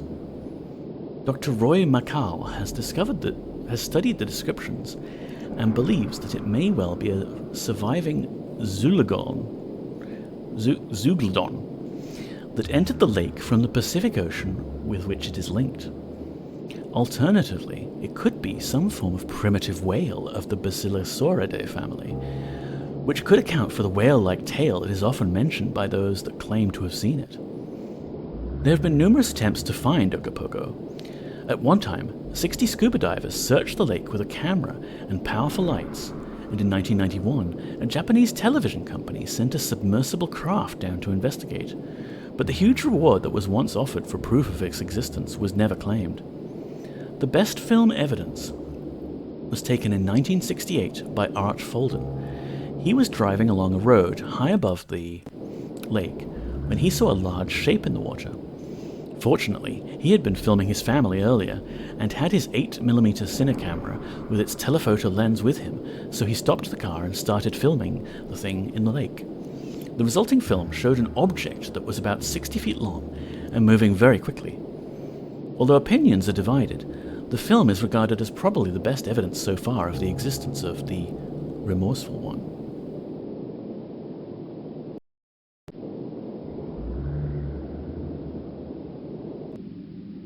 Right, so we can look at these things from multiple angles, which means we might find a lot of the missing bits here, just on the external sides of all this stuff. This is just Stonehenge, this is just a duplicate we saw before.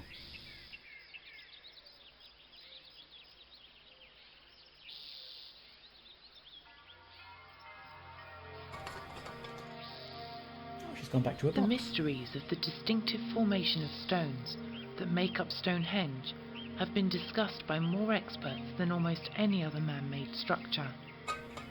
Like many such structures, it was engineered to be in a specific place in relation to the sun, so that at the significant time of midsummer, the sun would rise in line with the heel stone if you were within the circle.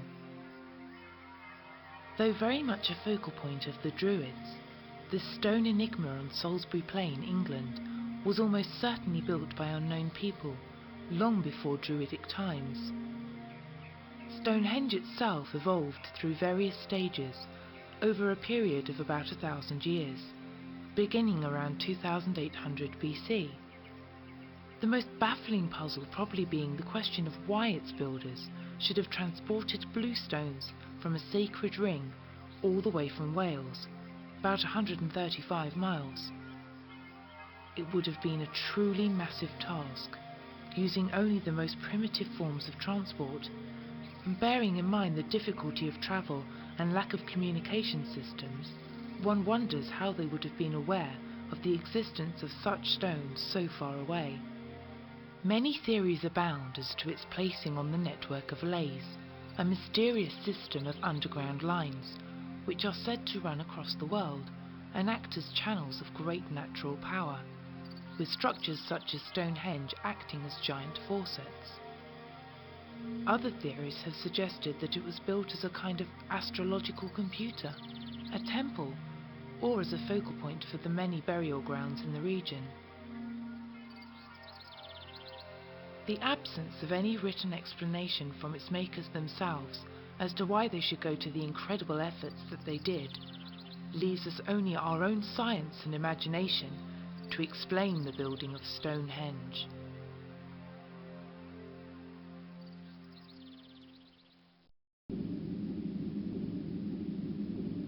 Alright, so we saw that one. They just felt like it one day. Yeah, they were like, you know what we could do? They were pretty bored back in that day, because they didn't have internet.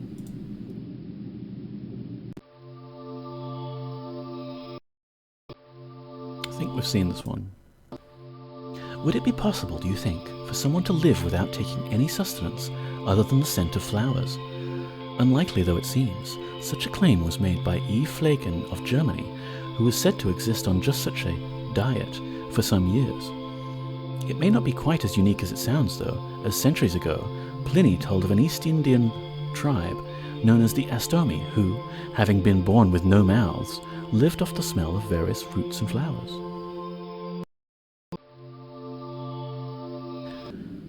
So, Annoyingly, some of these globes maybe have multiple things to tell, but some of them do not.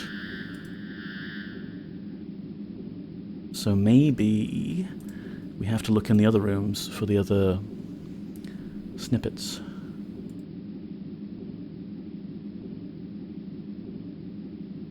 Unless there's something really obvious.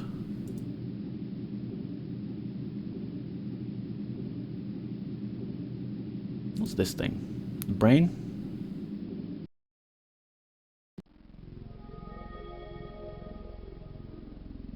There is a tribe in East Africa, the Algayo, that always used to make a point of donning straw helmets when they went hunting.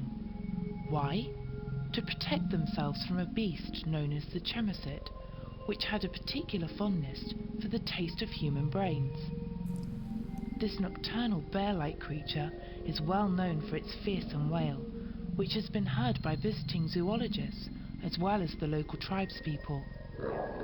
An engineer named MacDonald claimed to have been actually attacked by the beast in his hut in Kenya, and footprints 4 times larger than a man's were found outside. He described it as being 7 feet tall, with a mouth that seemed to give off a red glow, which ties in with the descriptions of local legend.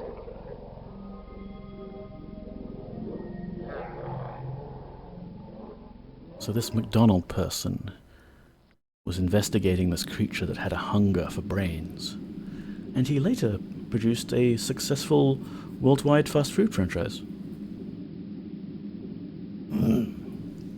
There was a Scottish bloke who stopped eating for over a year to lose weight. That'd do it.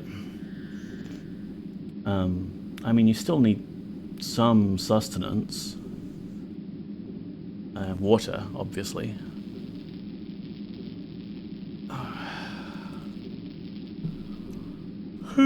Nick tired. So can we find any other things? Let's look at the navigation again. That's done. Man beasts. So there's Lizardman and Lizardman news cuttings. So we already were at the Lizardman place, which is this one. He did take vitamins under the supervision of a doctor. I think he might have drunk tea, yeah.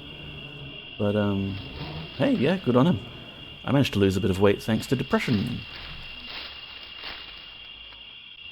So where's the news cuttings, then? Like, here's the tail we saw already. If I click out of it, we click out of the whole thing. Unless there's, like, an alternative perspective we need.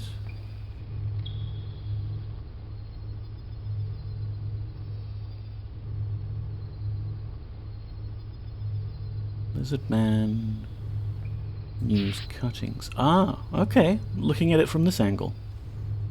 That's a bit sneaky.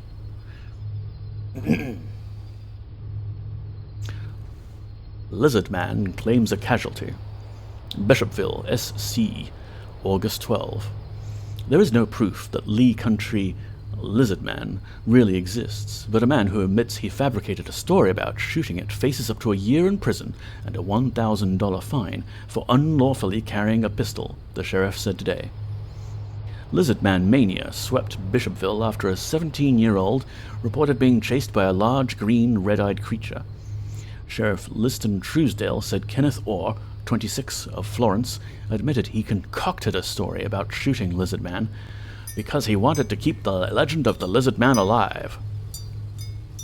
Orr, an airman at Shore Air Force Base, turned himself in and was charged with unlawfully carrying a pistol without a permit and on the seat of his car, Truesdale said.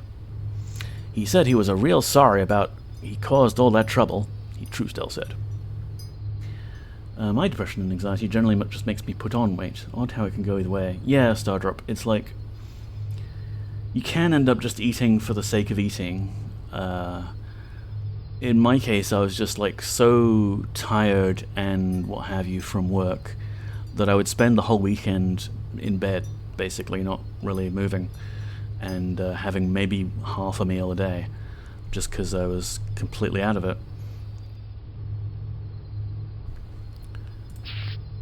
Leapin' lizards!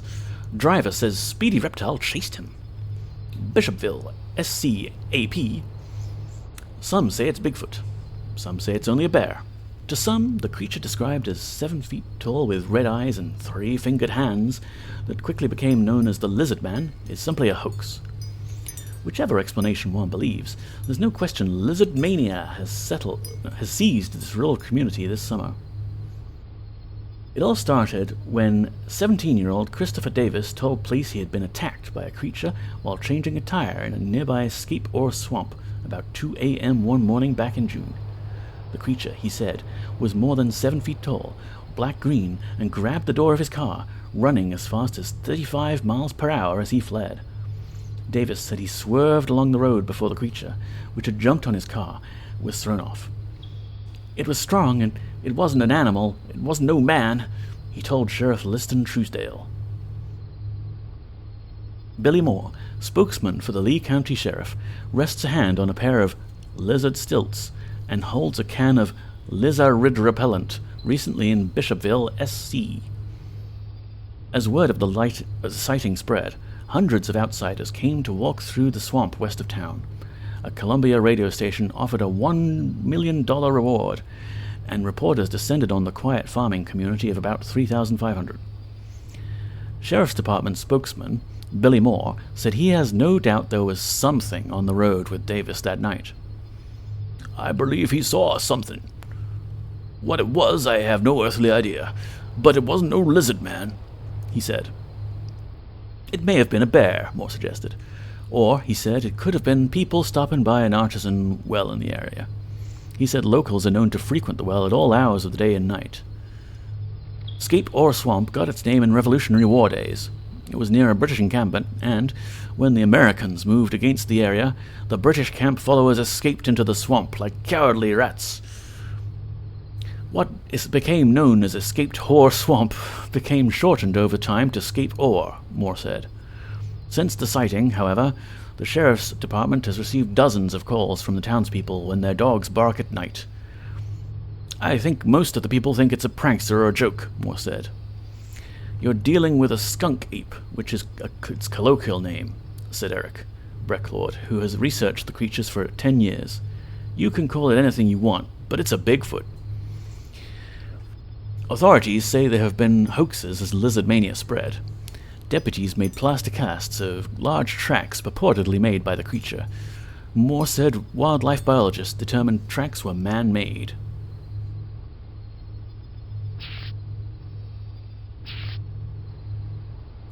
Oh, the Scottish guy did a poo every 37 to 48 days. I wonder what's in it. Maybe just gut bacterial. Yeah. I mean, I guess your body is breaking down fat and muscle, and it's going to dispose of waste regardless of whether you're still ingesting stuff. Alright, so that was Man-Beasts done. Ghostly Tales. We've got Banshees and the Barbados Vault, but we don't know where they are. Why don't we go to another haunted area and see if there's anything on the map for, what was it? Banshees and Barbados Vault.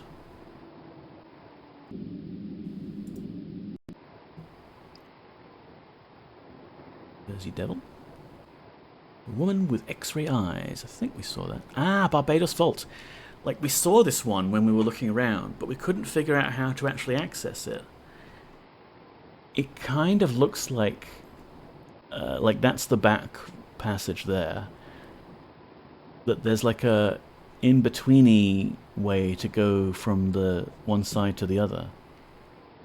Giant balls of Costa Rica, classic. The Yeti, not a sponsor of the stream. Stone Eater we saw.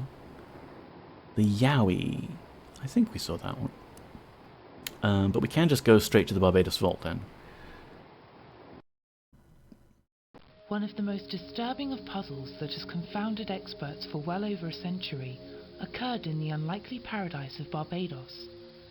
In the graveyard of Christ Church sat a vault which had housed the earthly remains of the Chase family since the beginning of the 19th century.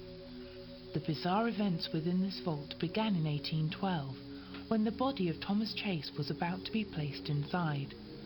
Inexplicably, 2 coffins of previous occupants were found to have moved across the vault. 4 years later, a similar occurrence was discovered, and less than 2 months later, they were found to be disturbed yet again, even though each time they had been returned to their correct positions, and the vault sealed by masons. The entrance was secured by a huge slab, which would have needed at least 6 men to have moved it. Over 2.5 years later, in 1819, Thomas Clark was to be buried there, but again the coffins were in disarray. No mean feat, as the heaviest coffin, made of lead, would take 8 men to move it.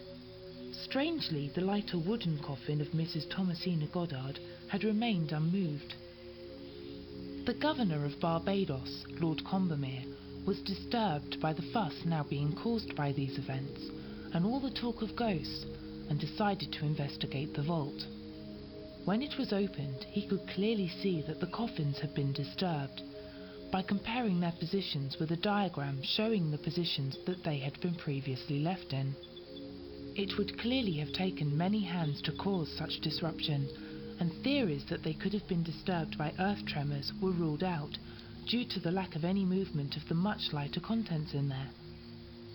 Lord Combustion had the floor, roof and walls examined with a fine-tooth comb to confirm that there were no hidden entrances, then had the coffins replaced, covering the floor with a fine sand which would expose any unwelcome footprints should anyone enter after the vault was closed. Then, when it was resealed, he made his personal imprints in the cement, so it could not be replaced without clearly showing signs of tampering.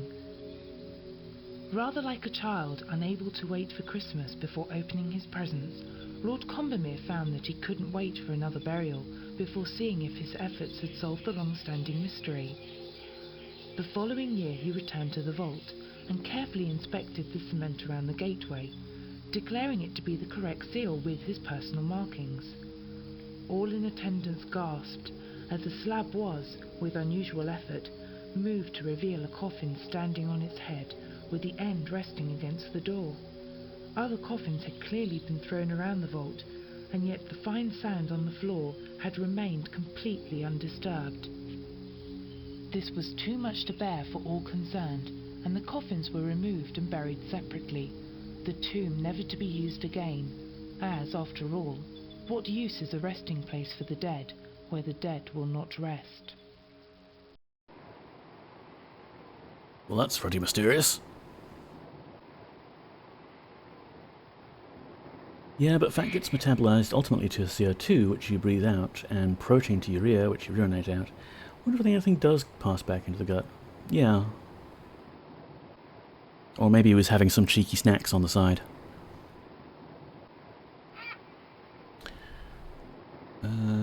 Banshees. Where might we find banshees? Let's look at this haunted clock. No, I don't think we're going time and space. This area seems...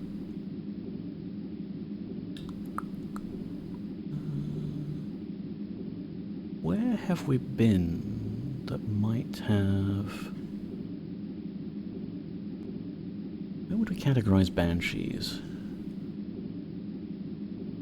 Round room? I mean, the round room was fairly straightforward. Ah, right in the center is spontaneous human combustion. That one that we haven't seen.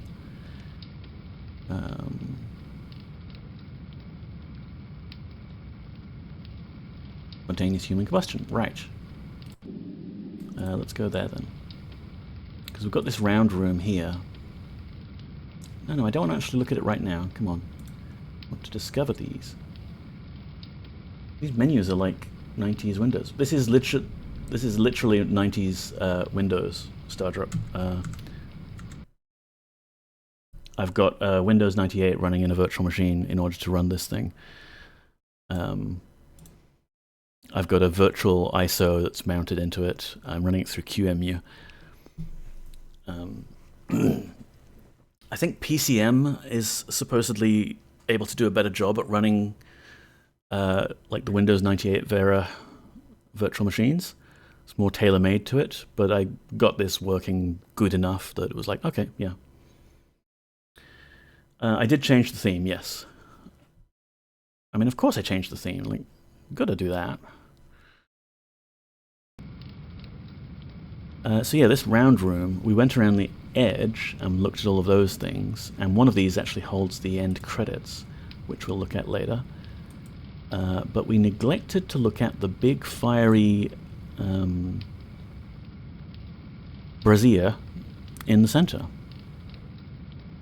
I'm afraid I must leave you all now. Have to make dinner. Have fun, guys. Thank you so much for being here, Simple Cheeseburger. Enjoy your dinner. I'm looking forward to having my dinner soon.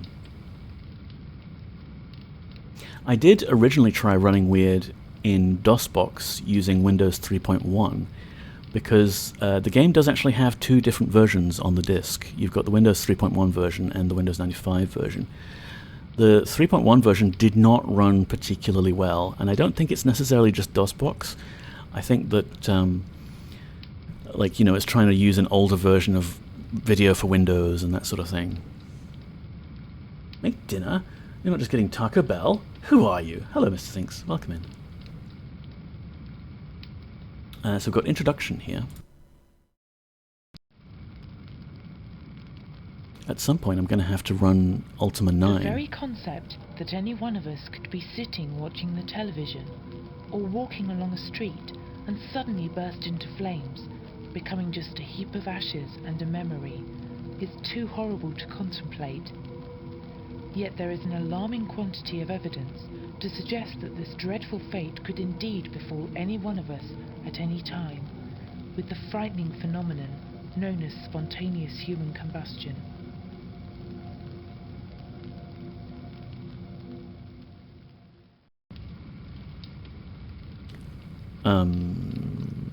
Yeah, I'm going to have to run Ultima 9 at some point, and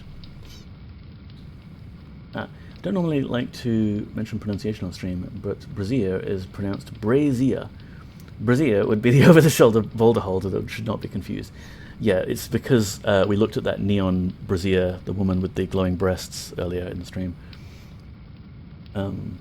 Brazier is how you would normally have a fire pit thing.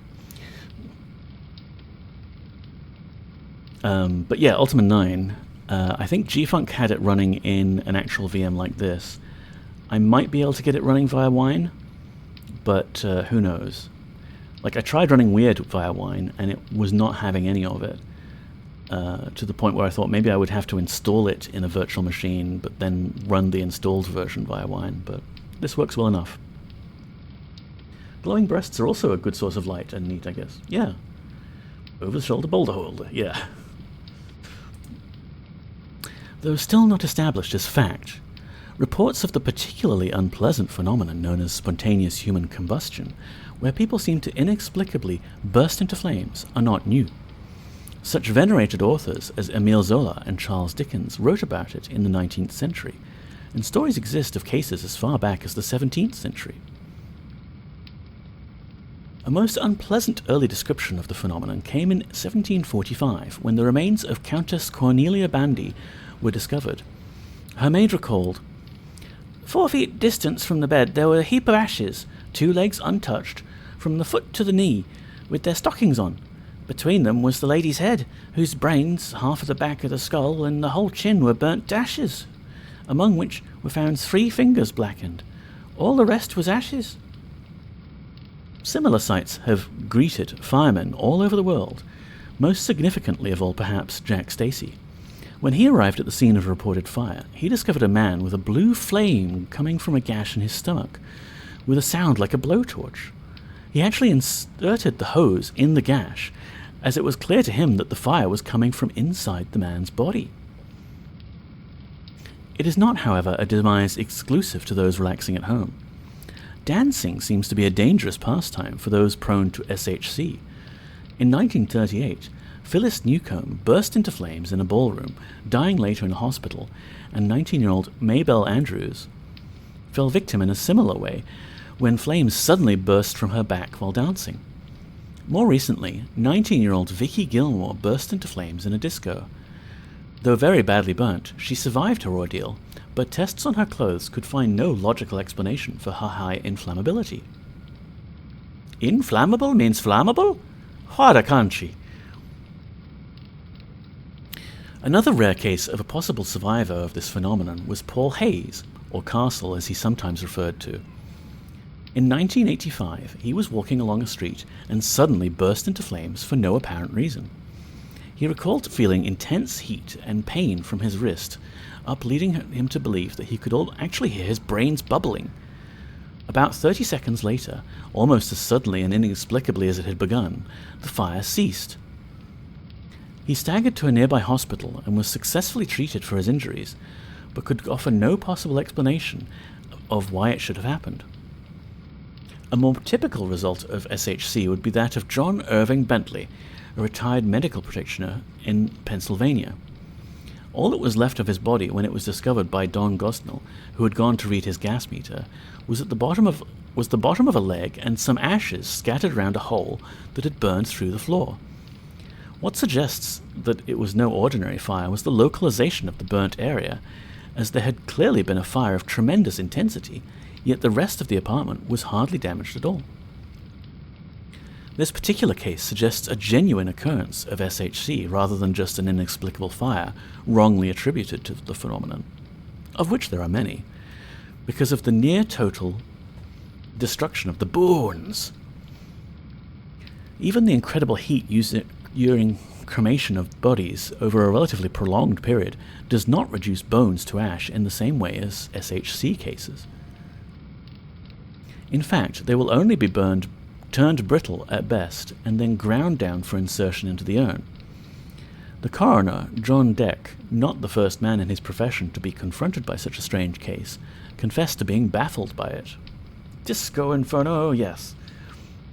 I can't take credit. Look up the song about Otto Titzling from Beaches. It's on YouTube.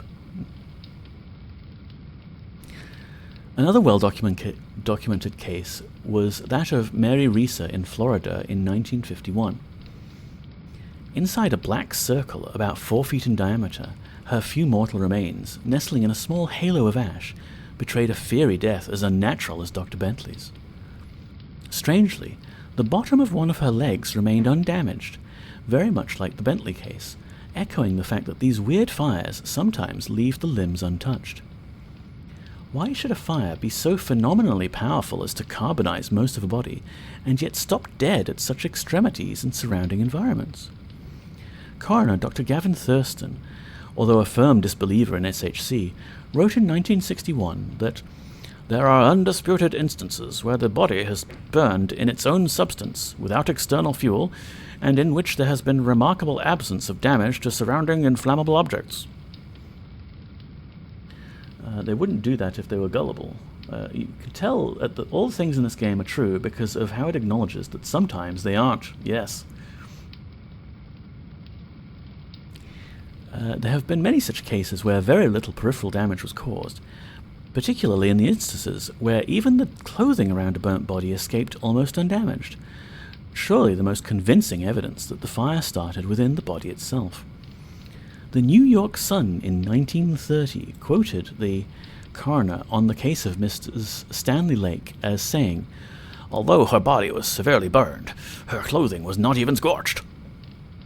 In 1908, in Whiteley Bay, England, the charred body of Wilhelmina Dewar was discovered in bed, yet her bedclothes remained unburned. There was even a case recorded in the British Medical Journal, where a lady's legs were carbonized while inside her stockings, yet the aforementioned hosiery remained intact. Are these things clickable? They are.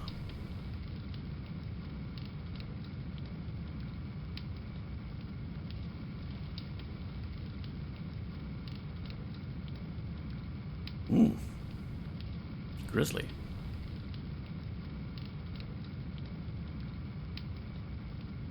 And what of the theories, then?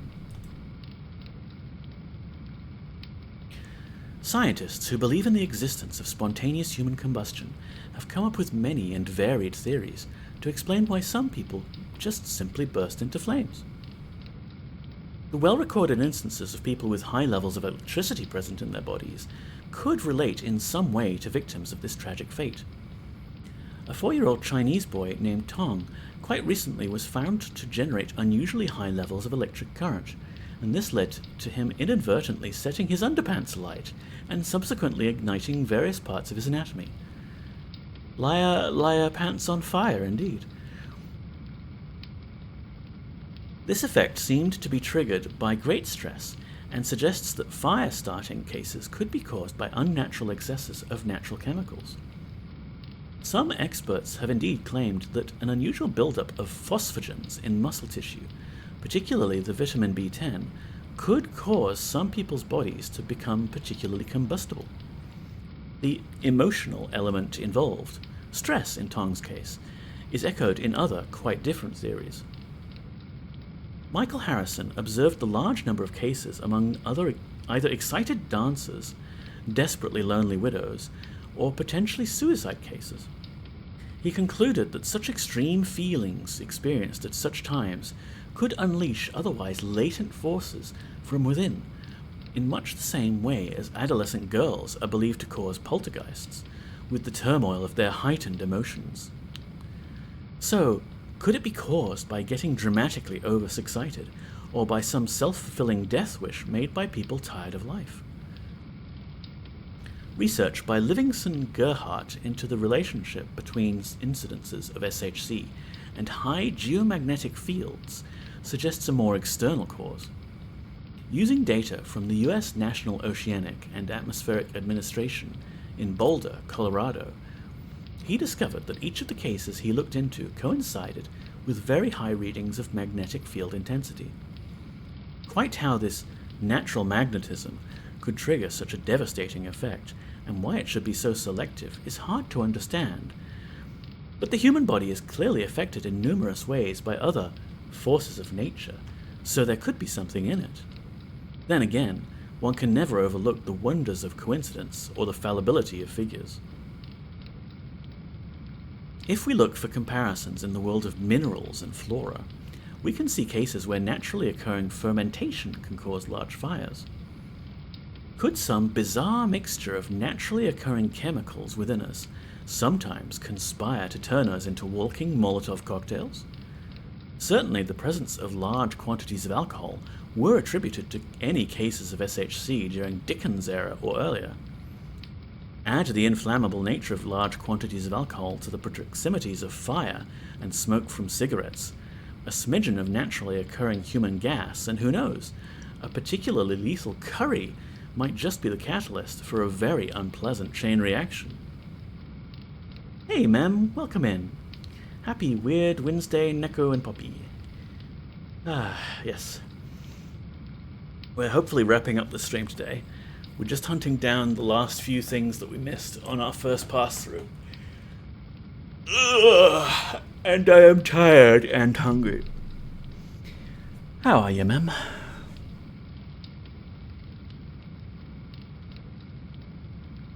So I'm still looking for Banshees.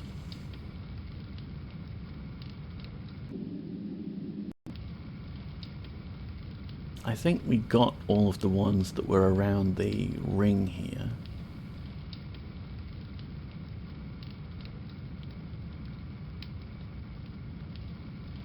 So where else? There's lots of various thematic rooms. I'm pretty sure we got all the ones in this one, because they were all, like, just out in the hallway. And they were all videos anyway. I look forward to the 9 AM stream when you will no doubt be fresh and bright. 9 AM? Yes, Mem. My insane plan to fix my sleeping has arrived at this conclusion that in the absence of a working 9-to-5 job, the one commitment that I do actually like to commit to is my streaming schedule, Mondays at 7 PM and this stream at 4 PM. And I don't want to get back into the workforce right away when my sleeping is so broken, because bosses have a funny response to not showing up at work in the mornings. They're all like, "Oh, why weren't you here?" And I'm like, "I was sleeping, man." But for streaming, at least, use people who, for some reason, like to tune into my ramblings, I think would be a little bit more forgiving of me if I'm late for a stream, or completely sleep through one. So I thought maybe, I haven't picked a day yet, but could be like a Thursday or a Friday next week, or Tuesday, or I don't know.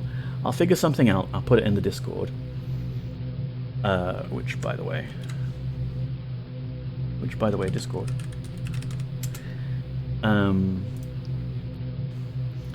And I'll do that, and I could probably do some retro computing coding, because I've got these nice Usborne books with old program listings for BBC Micros and things like that.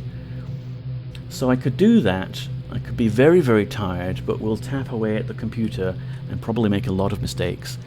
I'll put some music on to keep things semi-interesting. Yeah, sleep schedule fixing stream. I don't mind if you miss a stream, as long as you make up the hours cumulatively. That's mean.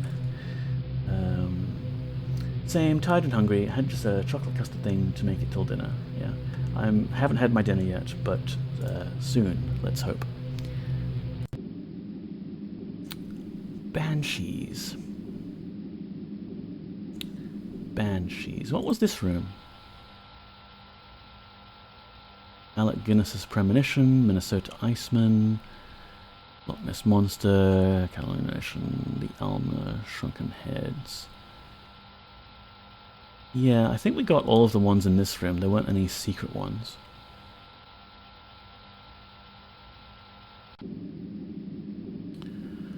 What about the corridor? I mean, we would have gotten every one that's in the side here.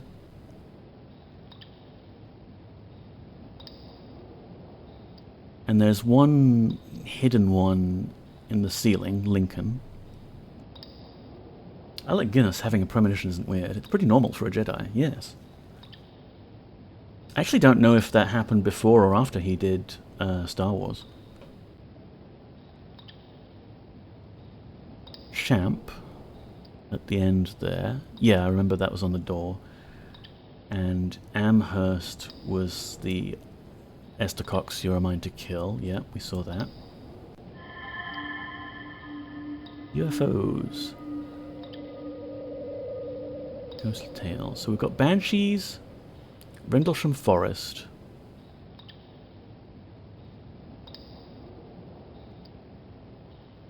and Bizarre Reincarnation to find.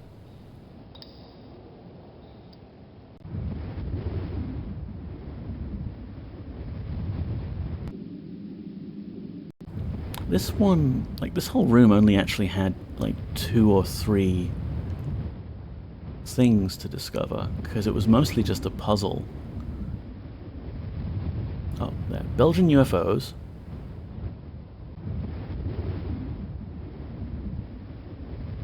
Alien abduction case.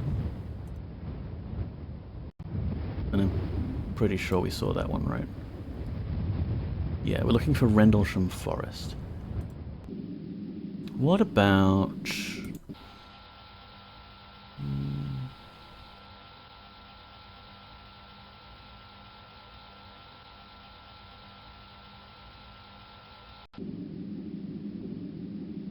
I mean, this place has a few hidden bits, like the crop circles thing there.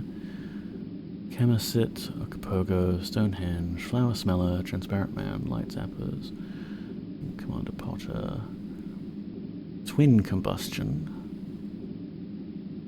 Nothing else?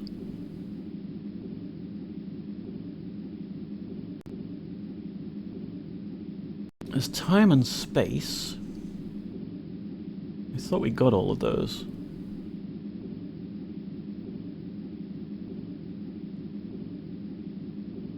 If he'd had a premonition before he did Star Wars, he might not have done it at all. He regretted the role.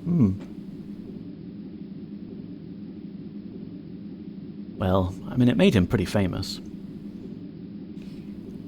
about this room? Magnetic people, the girl who felt colors, the Titanic. Doesn't seem to be anything we missed here. What about the watery place? Maybe something we missed here? Kraken, precious submarine, strange rains, flesh-eating sponges. No.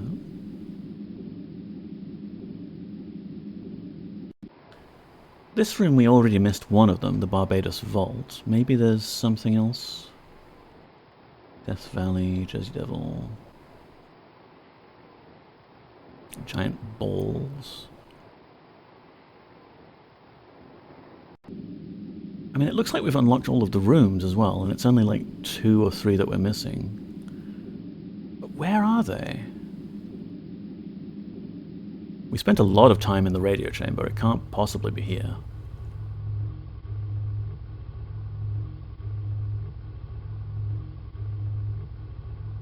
Good old goatsucker.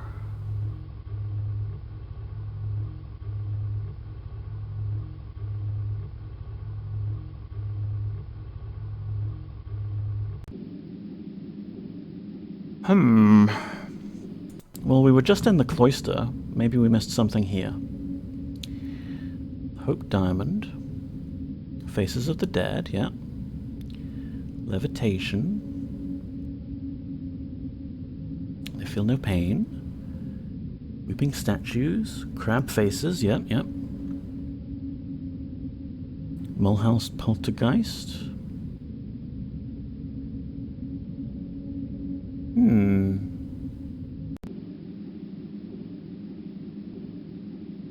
Where might it be?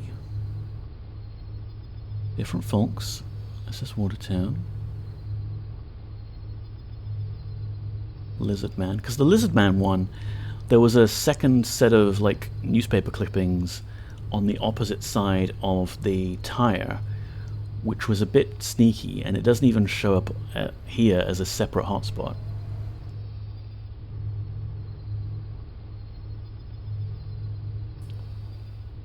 But Banshees and that forest mention sound like they're their own separate thing.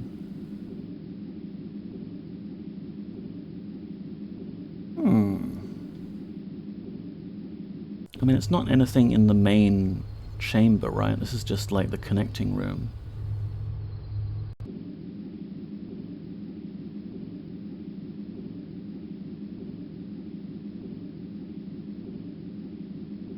I seem to remember I did end up like 100%ing this back in the day when I had it. But where exactly every last thing is, I don't know.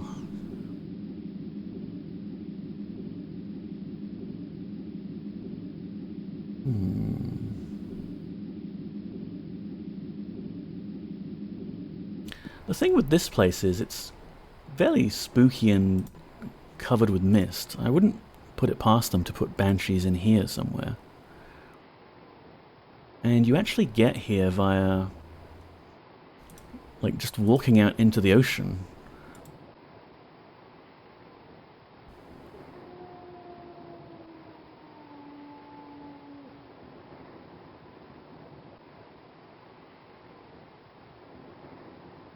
And sometimes there's just a sneaky little bonus thing that shows up when you happen to be standing and looking in a certain direction.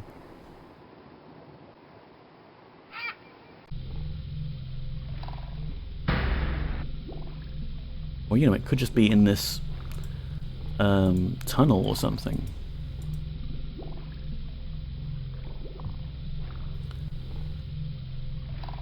There's this whole underwater area here. Oh, hell, look at that.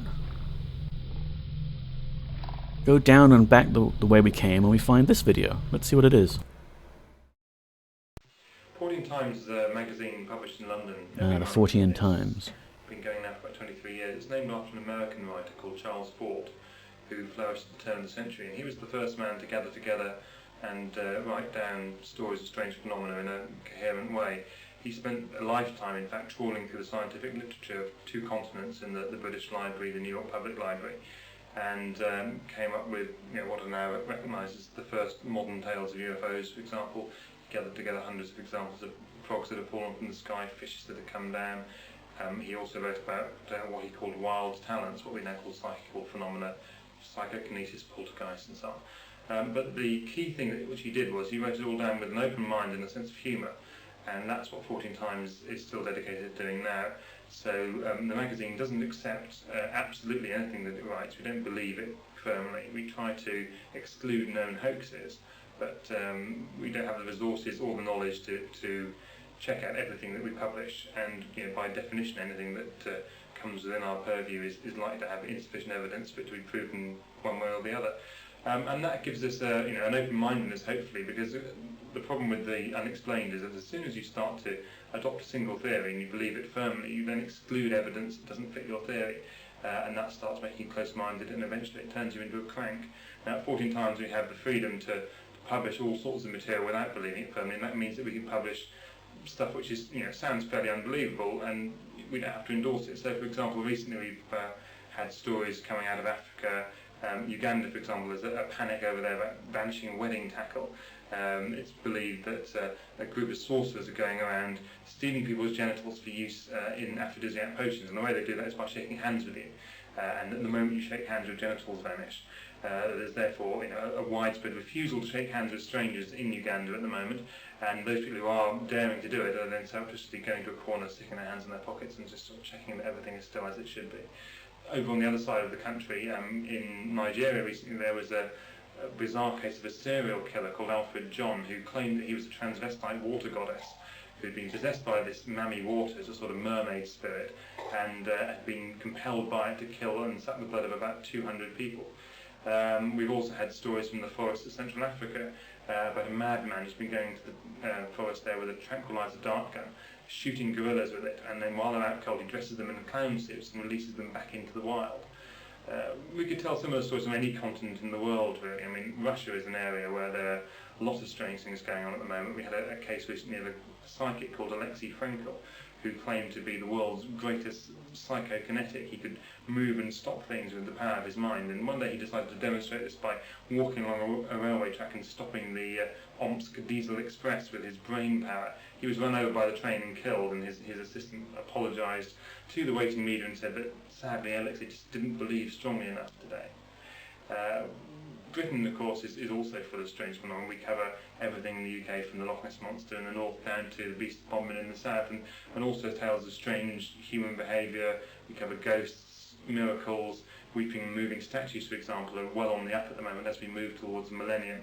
We've had cases from around the world of statues that weep, shed tears, menstruate in one case from Chile. And also visions of the Virgin Mary in places like Ireland, Romania and Australia recently have been reported. And all this seems to be tied in with what we call PMT, pre-millennial tension, as people start worrying about the end of the world, the prophecies of Nostradamus and so on.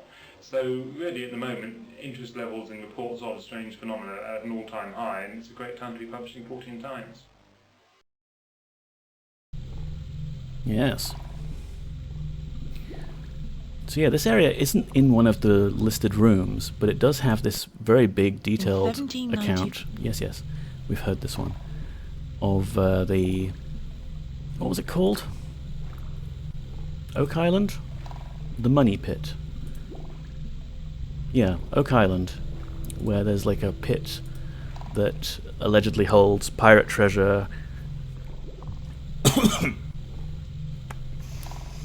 or ancient artifacts, or yeah, all sorts of things. Can I back out? Exit there. But yet, we're not actually on the map here, so maybe... can I actually zoom in on this corridor? Oh, the tube. To Arena, 14 Times, Oak Island, to Here Be Monsters.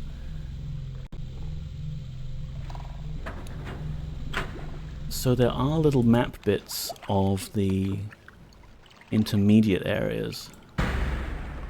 They're just not as obvious. Okay. In that case, what can we click on in here that we haven't been able to click on before? I mean, that's teleportation. That's not a real location in the game. This wasn't a real thing. I think that was also teleportation, if I remember right.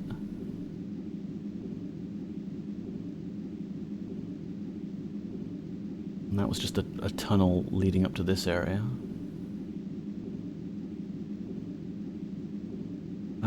What about... Because the windowed corridor has, like, a bunch of fairly unrelated things. I might expect Banshees to be in here somewhere.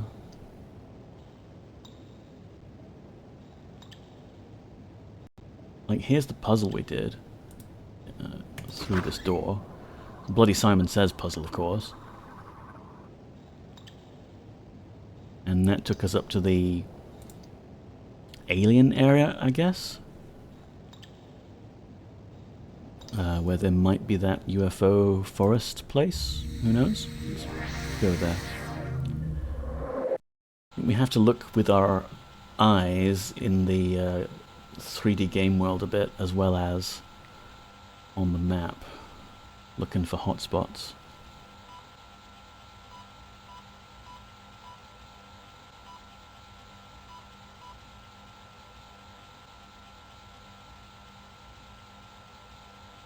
Because it wouldn't be any of these tanks, because we've looked at all of these, right? It's shrunken heads.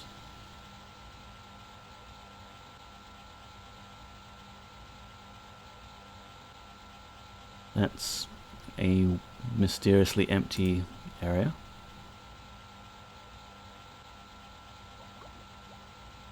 That's the Soviet Union. That's already mysterious. What was this one again?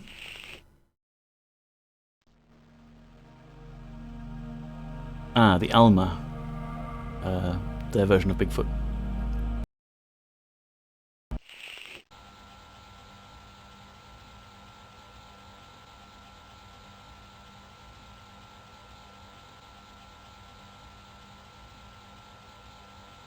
I'd hoped we'd be able to dust off these last couple of things fairly quickly, but they're being elusive. I suppose it's possible to look it up, maybe. If someone has like a game fax of it. But it would be nice to discover them ourselves.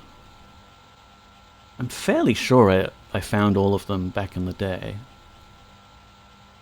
This is a UFO of some sort. The Manhattan abduction. Yeah, we saw this one though. And we're looking for something else.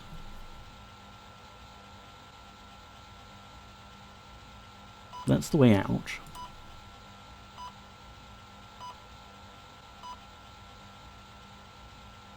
What about this central console thing? You'd think they would be hiding something on here.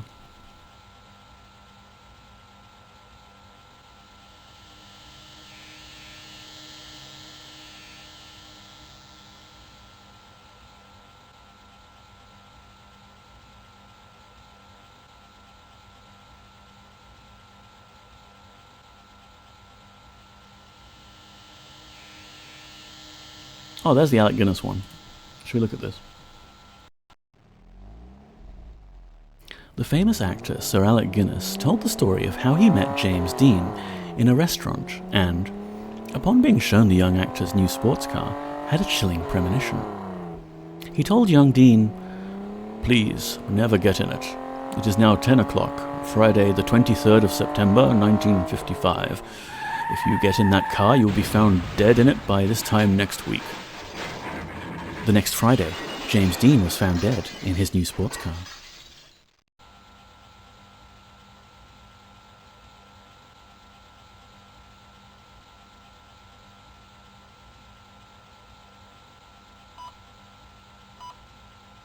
Alec Guinness killed James Dean. Yeah, he sabotaged his new sports car. He was jealous. Clearly.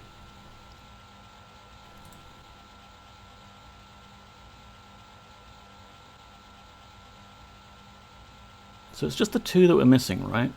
Banshees and Rendlesham Forest.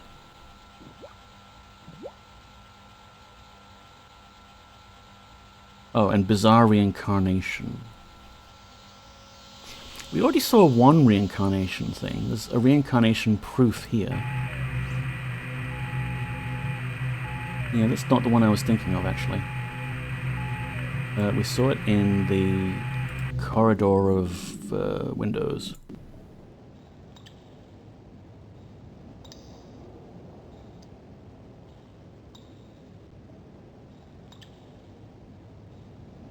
Somewhere here.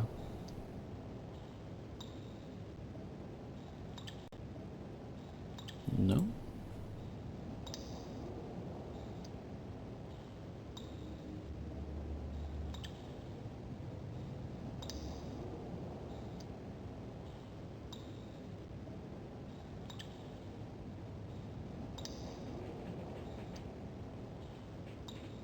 No, I don't think that's it either. This one with a face? Yeah, this one.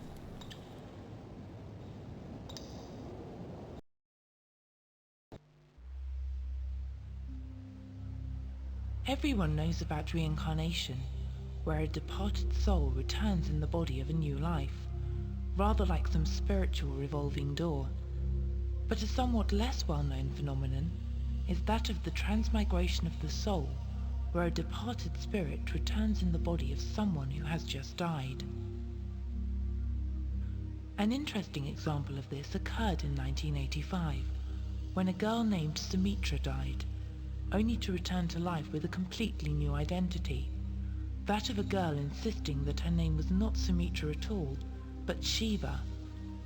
She claimed to have no memory of her life as Sumitra or her family, but could clearly recollect the life and family of the girl named Shiva who, it transpired, had died 2 months earlier.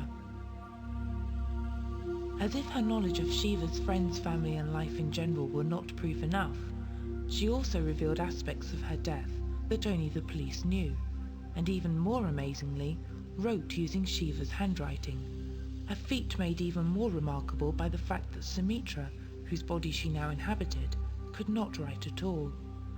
The question remains, however, as to the fate of Sumitra's soul.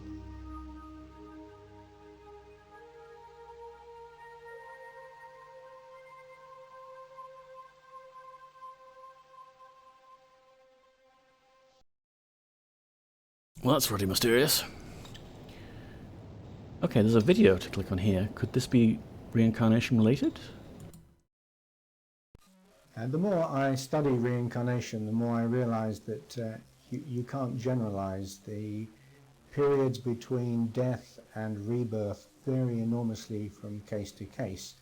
And in fact, it isn't even necessary for a person to be reborn into a body while it's still an embryo. There are some cases where an individual lives a normal life to a certain age and then suddenly their personality changes completely. One case I read about recently concerned a woman in India who just woke up one day and she was a different person and speaking Bengali, which was not the language she would normally be speaking, and nor was it a language any of the villagers understood, and they had to wait quite a long time before they could find a Bengali speaking person to come and find out what she was saying. When they spoke to her, it transpired she was now remembering a life in the 19th century when she died from a snake bite. So she seems to have been in some limbo for quite a long time, and then suddenly, for reasons I can't explain, just turned up into the body of this woman who I can only imagine perhaps died that night, nobody realized, but was a nice warm body to reincarnate in.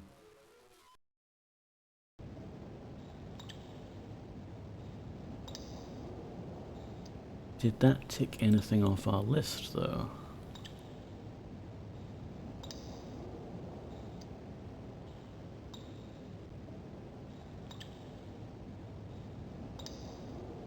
No. Okay, there's another one here. What is reincarnation?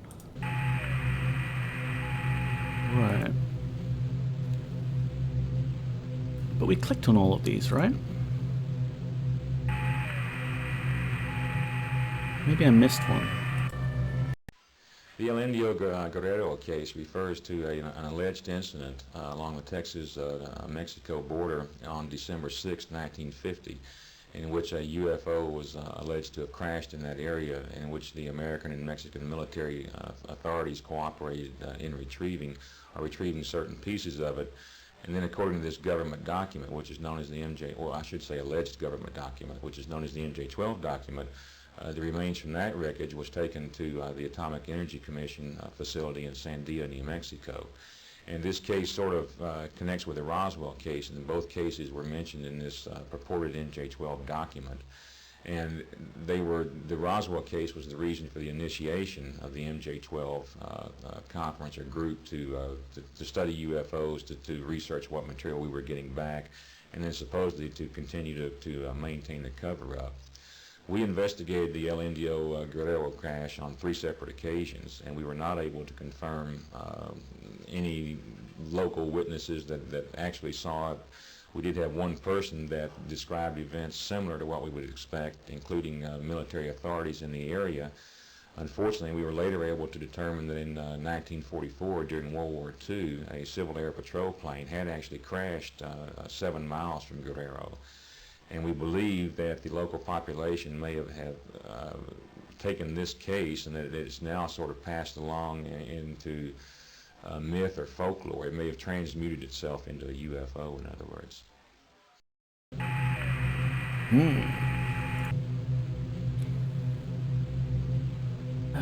Okay, there's nothing up that way. That was Reincarnation. We know we've seen that one. And then looks like there's 5 of these displays on each side. Another Reincarnation one, okay. One of the best proofs of reincarnation is where there's a physical element involved, particularly a birthmark or a birth defect which coincides with some sort of wound or even the cause of death in a past life. A particular case that comes to mind is Titu Singh in Delhi, near Delhi, who remembered being shot through the head when he lived in his past life and ran a video shop. He, when he was born, had 2 marks on his head, quite incredibly. One was smaller than the other and is exactly like the autopsy report on the man who died that he remembered in his previous life. So the smaller wound is the entry wound, a larger wound is the exit wound, and they are exactly the same as the autopsy report.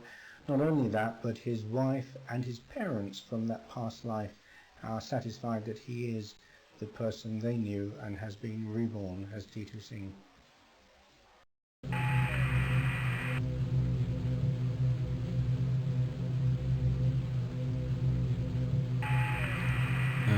More Reincarnation, okay.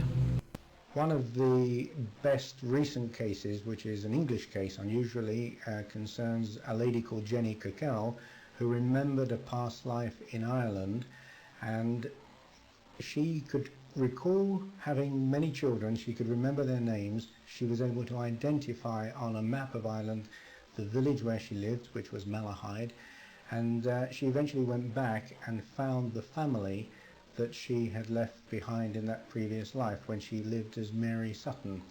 The incredible thing about this is that she appears to have been born in this life with an urge to complete some unfinished business, and that unfinished business was that the family had been sent to orphanages and been split up.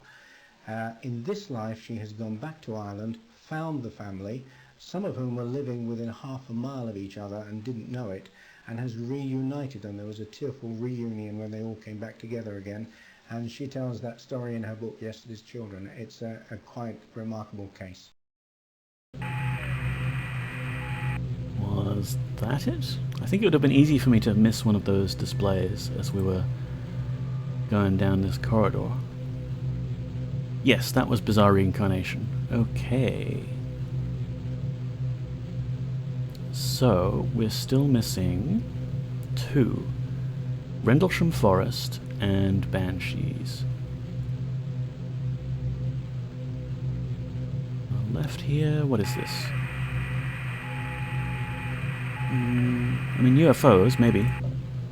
Skeptics argue that there's been no scientific proof of the UFO phenomenon. Well, they're wrong. In the mid-1980s in Norway, in central Norway, it's a place called Hessdalen, the UFO phenomena, the light phenomena, these strange lights, manifested itself in great profusion in the Hessdalen Valley, surrounded by 3 mountains. The UFO groups of Norway and Sweden obtained assistance from the universities of Bergen and Oslo, from the Norwegian Defence Research Establishment, and from various individual bodies, and set up several month-long observation in the Hessdalen Valley in the winter. Not only did they record the phenomena on radar, they took literally dozens of clear, still photographs of this phenomena down in the valley below the mountains. They also recorded it with other instruments. They even fired a laser at this phenomena. It was flying along and it was pulsing at a certain rate. When they fired the laser at it, it seemed to change its pulsation as if in a reaction to the laser beam. These findings were made available to the scientific community. The late father of ufology, if you like, Dr. Alan Hynek, said that the Hessdalen project, as it was known, was a UFO laboratory, and that's exactly what it was. But because it took place in a small place in central Norway, and not in America or in the UK, it's been largely ignored. But it is the most scientific project that's ever happened by UFO groups to come to terms with the UFO phenomena. So there is scientific proof that the UFO phenomena does exist, and Project Hessdalen proves it. If you say so, mate. What was this one then? Lionel Fanthorpe, author. Doesn't actually say what this one is. Treasure, it'll be the Oak Island mystery. This whole corridor seems to be just like a dumping ground for extra video they happen to have. UFO Vincent... I mean, maybe, but let's have a look at this one. UFOs... Forest, okay, maybe. Most UFO sightings have conventional explanations, but there's a hard core that defy any attempts to find a conventional answer, and Rendlesham Forest is perhaps one of the great holy grails of British ufology. This was a case from December 1980, where over a series of nights, United States Air Force military personnel at the twin bases of Woodbridge and Bentwaters in Suffolk, England, saw lights in the sky and indeed a craft in the forest. Now, the thing about the craft that was seen in the forest was that it left trace evidence. It left tree damage up the side of the trees boundarying the clearing, and it left indentations in the ground in a perfect triangular formation. When these indentations and the tree damage were checked for radiation readings, abnormally high levels were found. And a case like that, where you combine multiple expert witnesses with hard evidence that you can actually put your finger on, those cases are absolutely gold dust to UFO researchers. Right, so I think that was the penultimate one we needed to find. Yes, Rendlesham Forest. So did that not show up on the map here, or... What are we looking at? Norwegian UFO. Reincarnation 2. What is Reincarnation? Like, there we are. The hotspot on the map here is so tiny. Mystery kangaroos. Mothman.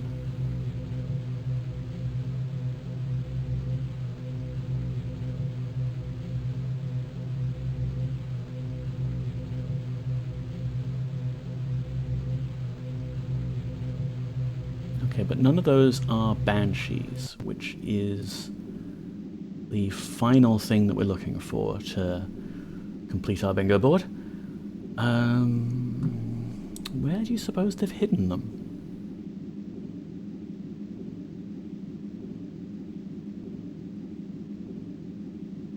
Like, I would assume it's like one of these places.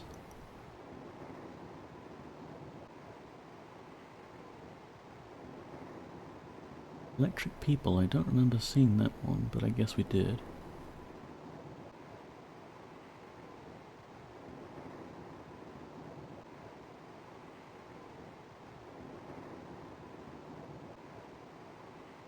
And then you go down through that route. Where does it take you? Oh, it just takes you back to the main corridor, does it?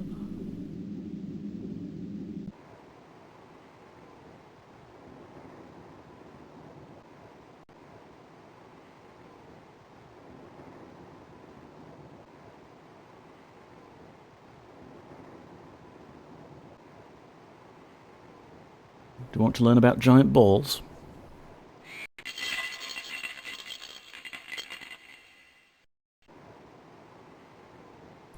When the United Fruit Company decided to clear large expanses of jungle in the Diqui Delta, they had no idea that they were about to be responsible for the discovery of some of the most puzzling objects ever found.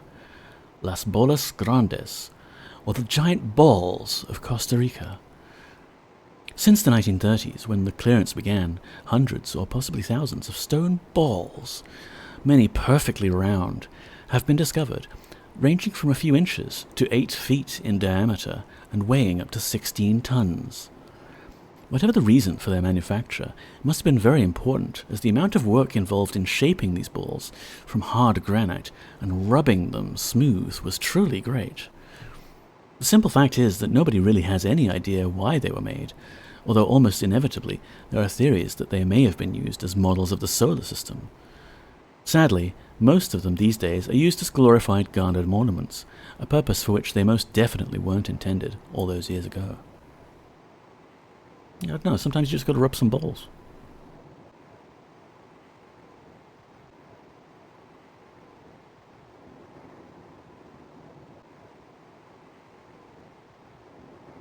What if it's on like the other end of this thing? No?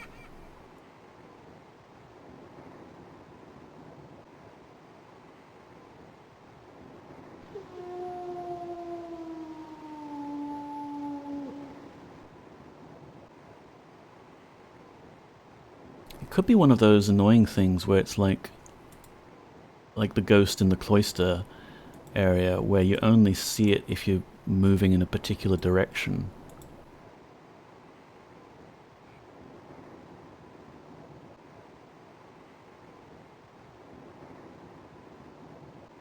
One more to go, and I can have my dinner. Oh yeah, there you see, this lightning only shows up if you're standing here. And I think it's the electric people one.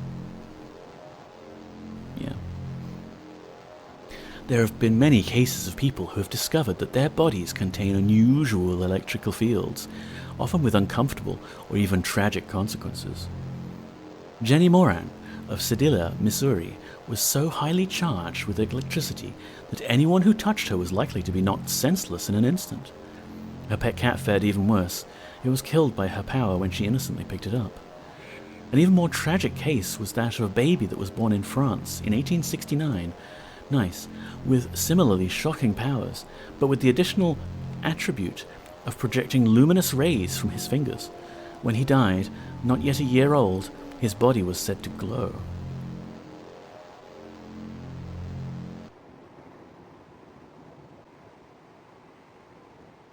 Maybe if we go around the other side, we'll see something. Like it's a bit symmetrical.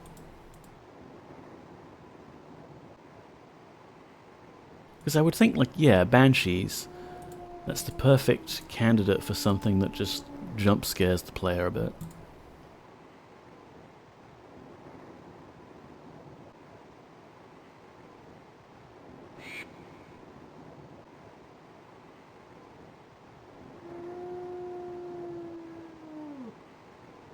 Can watch this cool cutscene as it takes us back to the central chamber.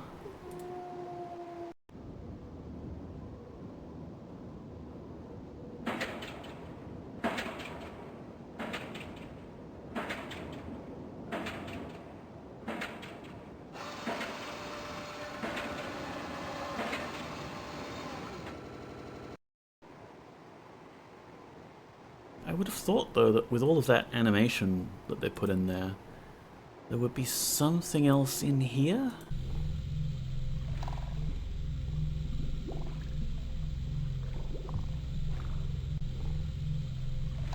this tiny little corridor area that they've added.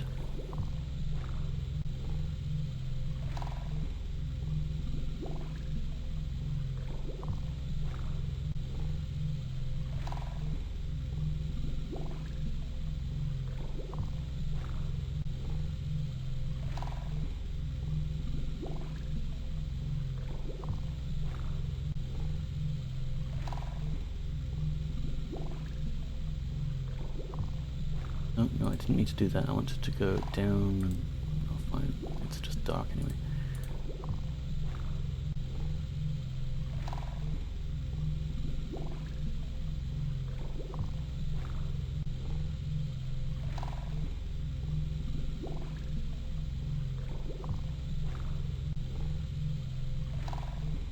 The other thing we could attempt to do is to figure out the file format used for the save games.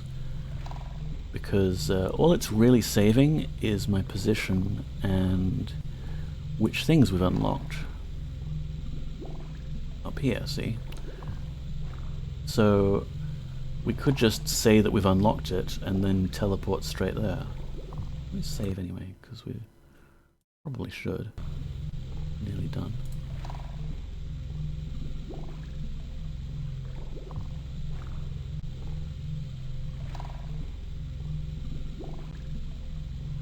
Yeah, it's odd that they've got this little extra area to go through when the other one had the Oak Island mystery. And yet this one doesn't actually show up on the map as clickable.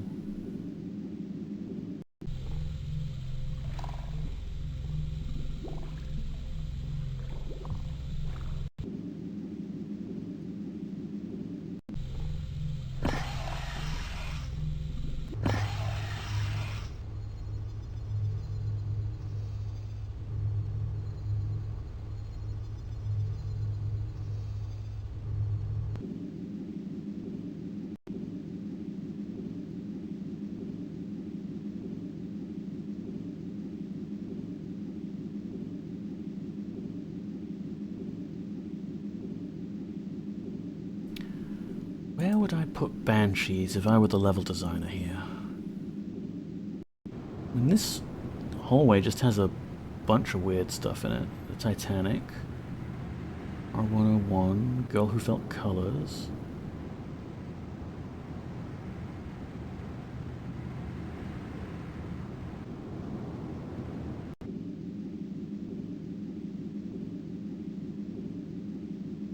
We've gone through there, we've gone through there.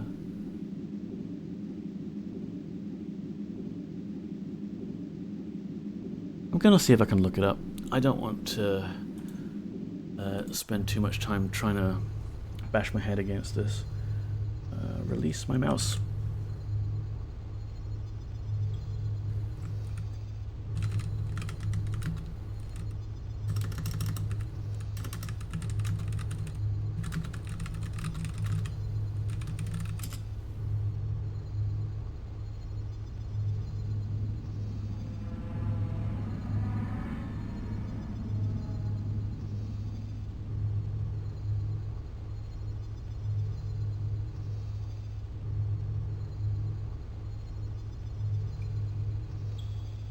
Shall we zoom in on the puppy cam while we looking? Here she is, snoozing away.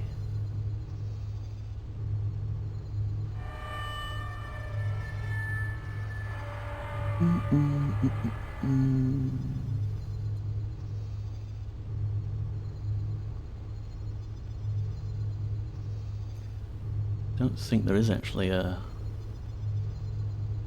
guide.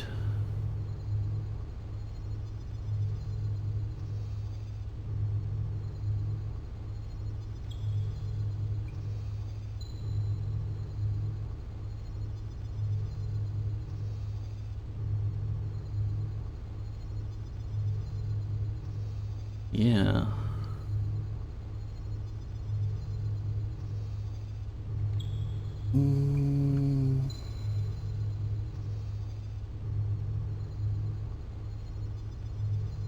I don't want to quit with like having just one left to do though.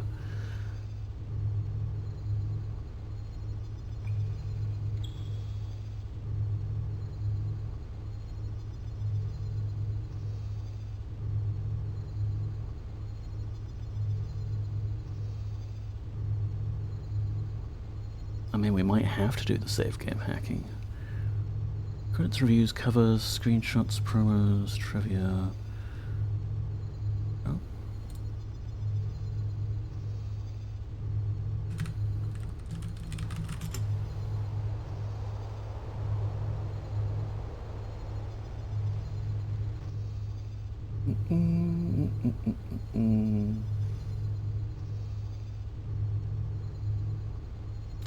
There is a walkthrough on YouTube in a series of short videos.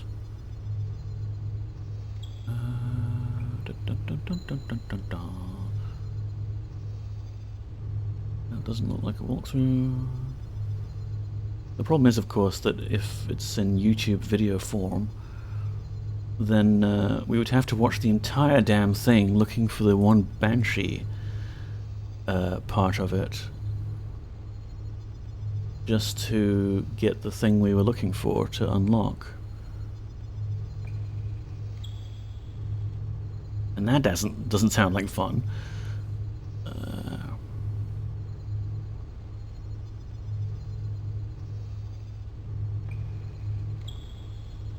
I'm not sure this person has uploaded everything either. There's like 5 parts to this, 5 years ago.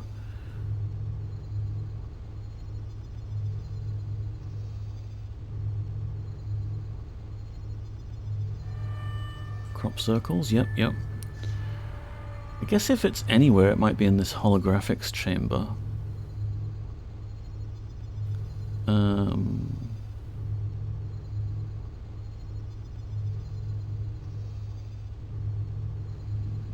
Magnetic people, yep. Towers of Hanoi.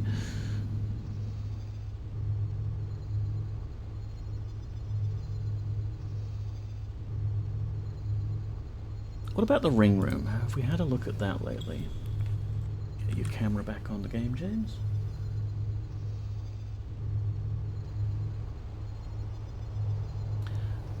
Because we may as well go look at the credits. Because it's one of these.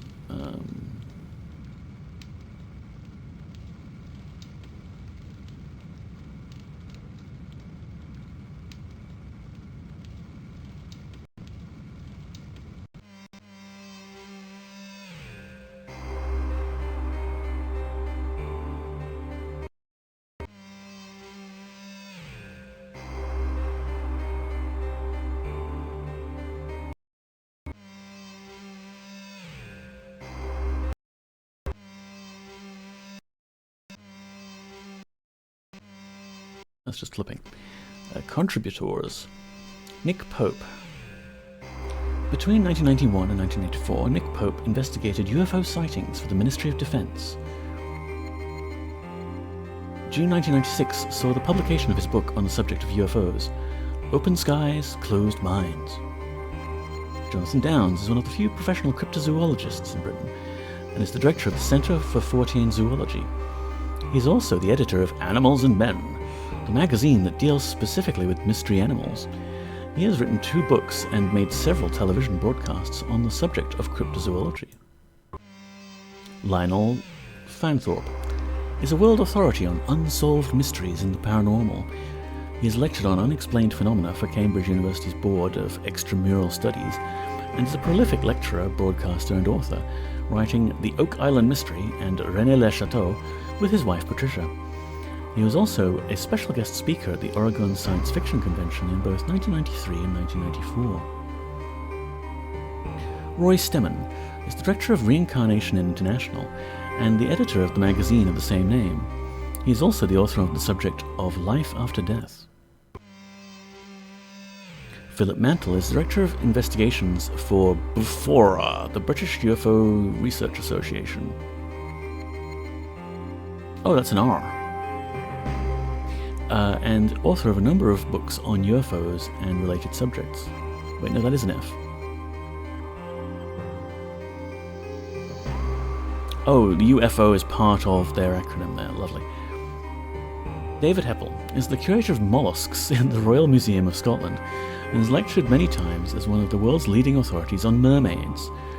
He's appeared on several TV shows talking about the subject, including one of the respected Arthur C. Clarke investigations.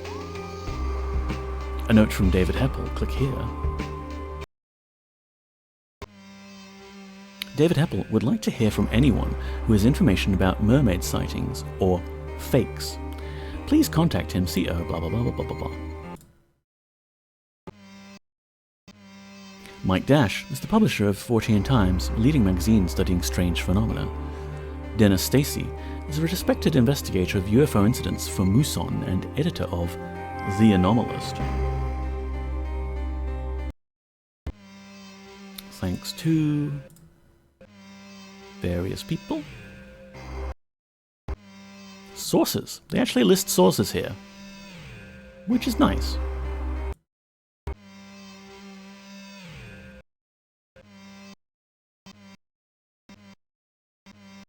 Quite a lot.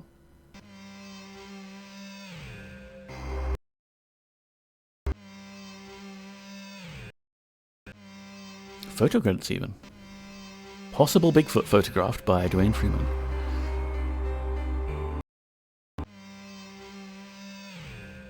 Poltergeist at Mulhouse, France. Uri Geller. Don't suppose there's any Banshee photographs, no?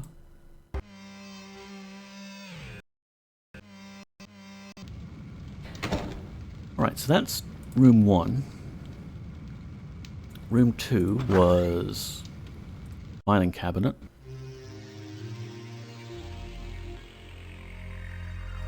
Premonition, yep. Sorry, I'll just flick through these looking for Banshees if I've somehow missed one.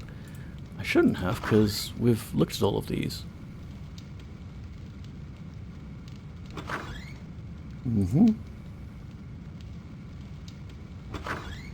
Unless like I misclicked somewhere, or who knows.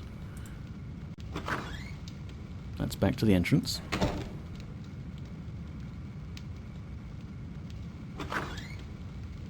There's a skull. Mass premonition. Oh yes, the mine people. Number 8. Number 9.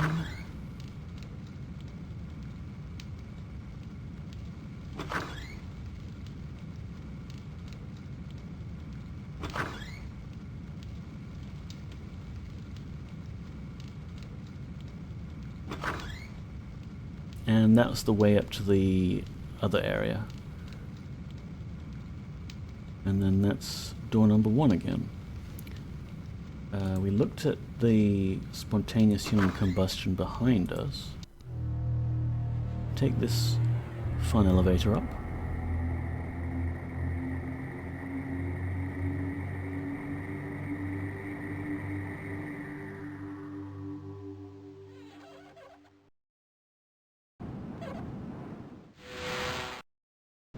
I had to do a Towers of Hanoi puzzle to get that thing to show up.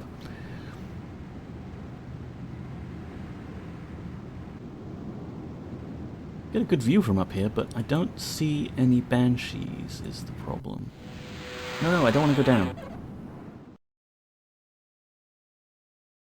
Yeah, we saw this one.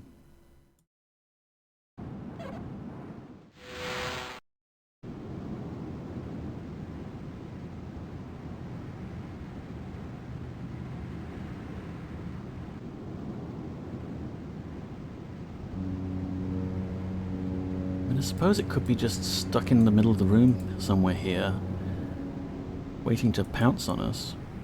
We can go back. I mean, I know that was premonitions and stuff, but the sunlight kind of glinted off it here. Okay. I did not mean to click that.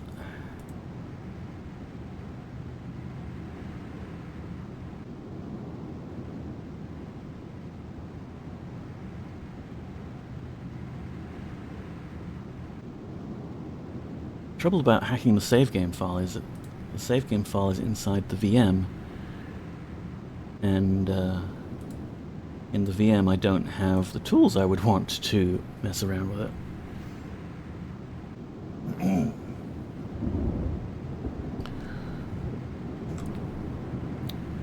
Can I copy it out, maybe? Like, I've got this virtual drive, yeah. And we actually left the save game file at the root of our C drive, as one does. Let's grab both of these, actually. I don't know why I have two. I forgot to select the file or something. So has that now shown up on my real drive?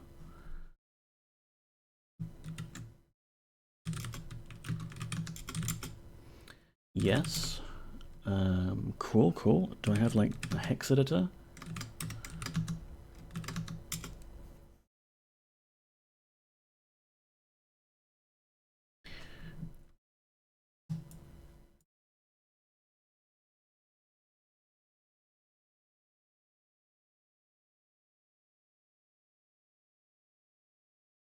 Right. So, maybe I can briefly share my screen, assuming I'm not going to dox myself. Yeah. So what we have here are the two files. Can I zoom? No, that's find. Bloody GNOME tools, they just have to be a little bit weird, don't they?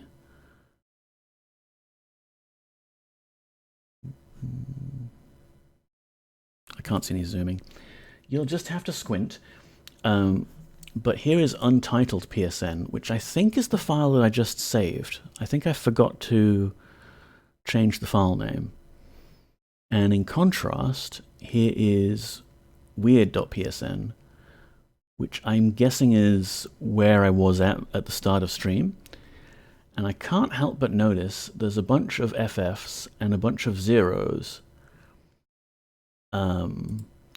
And that's about the only thing that's changed. Like, there's also some sort of location information.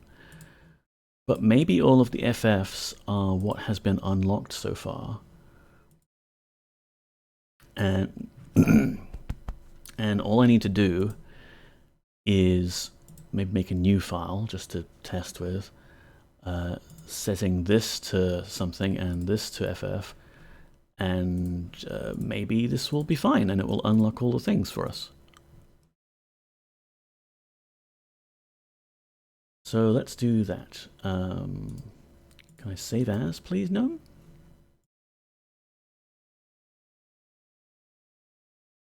Hacks.psn, and we'll make this FF, and we'll make this FF.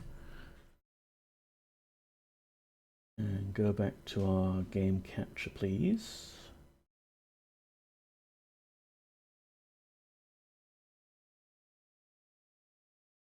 Did I save that in the directory where those other things are, or did it save somewhere else?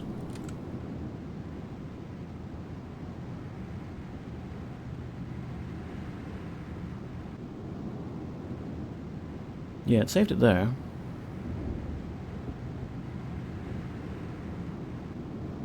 I might have to do some shenanigans to make it show up in the Windows side of things.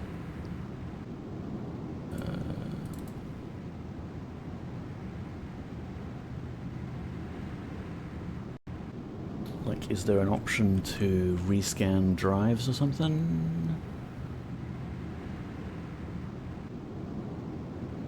I might have to restart the entire machine. Let's do that, because I'm getting kind of crazy looking for this final dealie. Let's quit this. Why is there a print option in the menu there? Shall restart this and try and see if our hacks has worked. just shut down the whole thing, because I don't know how much restarting it needs.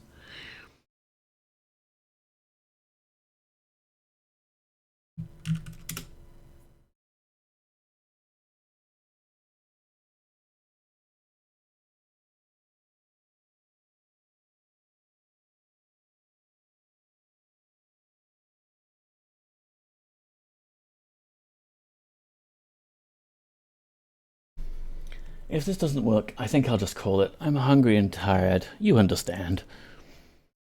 If I do find out where the Banshee is located, I can always post about it on the Discord. And yeah, next week, instead of Wednesday, it will be some other day in the morning. And I will do some retro coding, I think, on a emulated BBC Micro.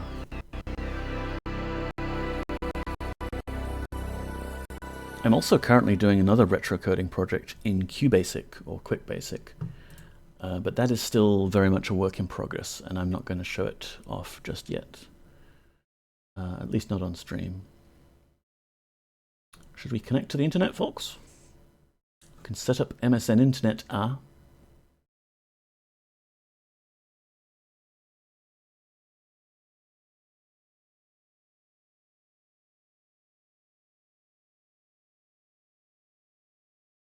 There we go, hacks.psn, don't mind if I do.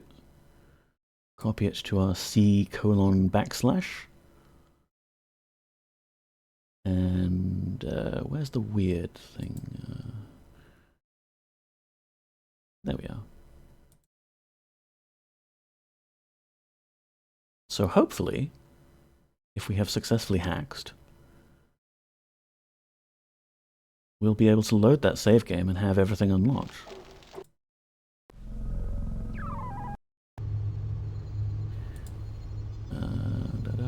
Ghostly Tales. Oh wait, we're not loading the game yet. Open.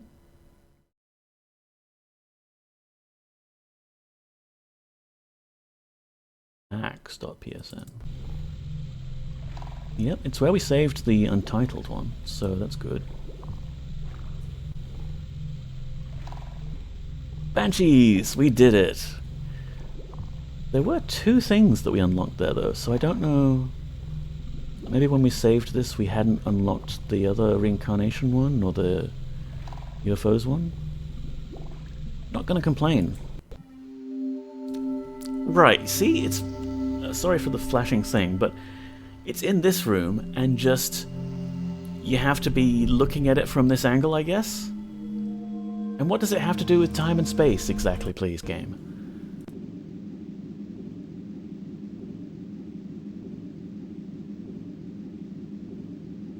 And it's not showing up. There! Okay, Banshees.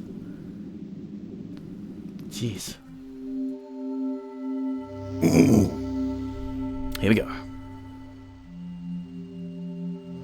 To hear the wail... Wait, hang on. Let's set the tone a little bit.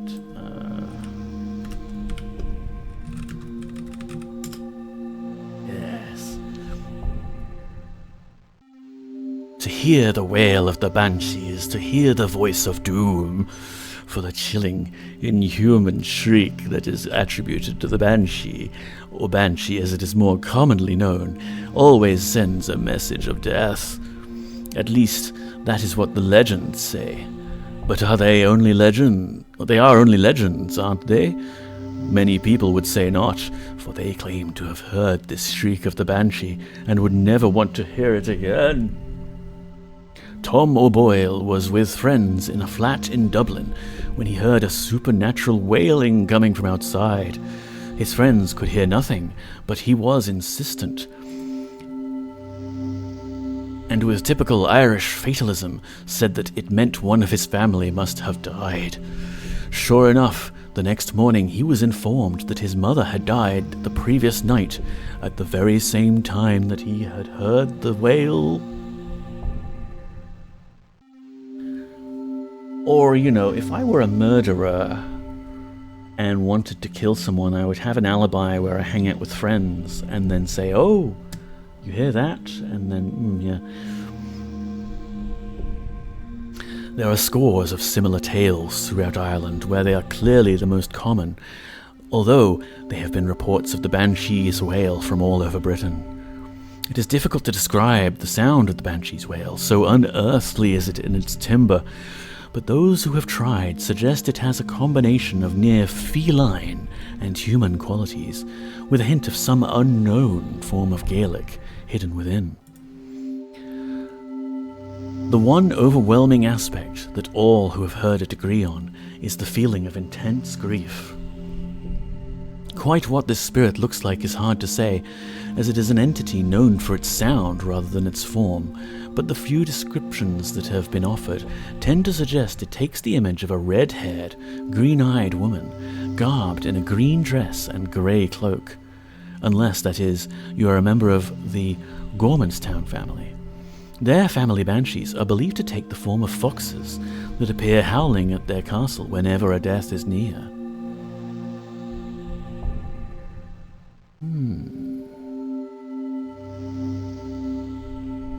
Alright, I don't think there's anything else to click on. That's our final Banshee story, thank you, ladies and gentlemen. We did it. We completed Weird. There's additional credits. No, that's this one, we saw that.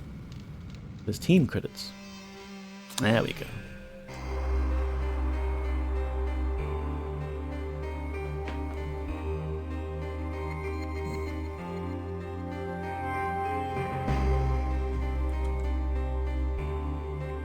GG, thank you, Stardrop. We did it.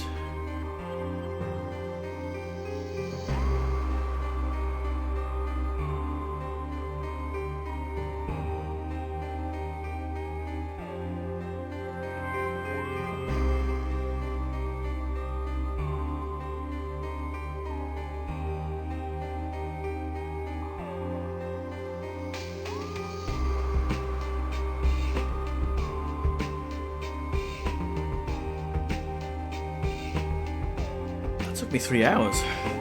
I thought it was just going to be a quick hour job to finish that off, but we got there in the end.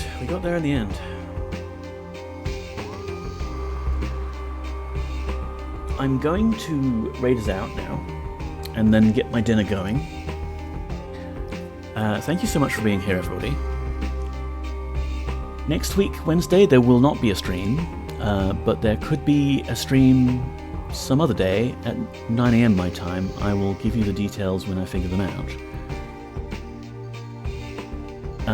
Now you might think, Sonneveld is streaming. Obviously Neko is going to raid him to Sonneveld. But we did that last time. And, you know, it is Sonneveld. Everyone knows Sonneveld. Streaming you might not have encountered yet is the Spider Cookie. I will drop a shout out here.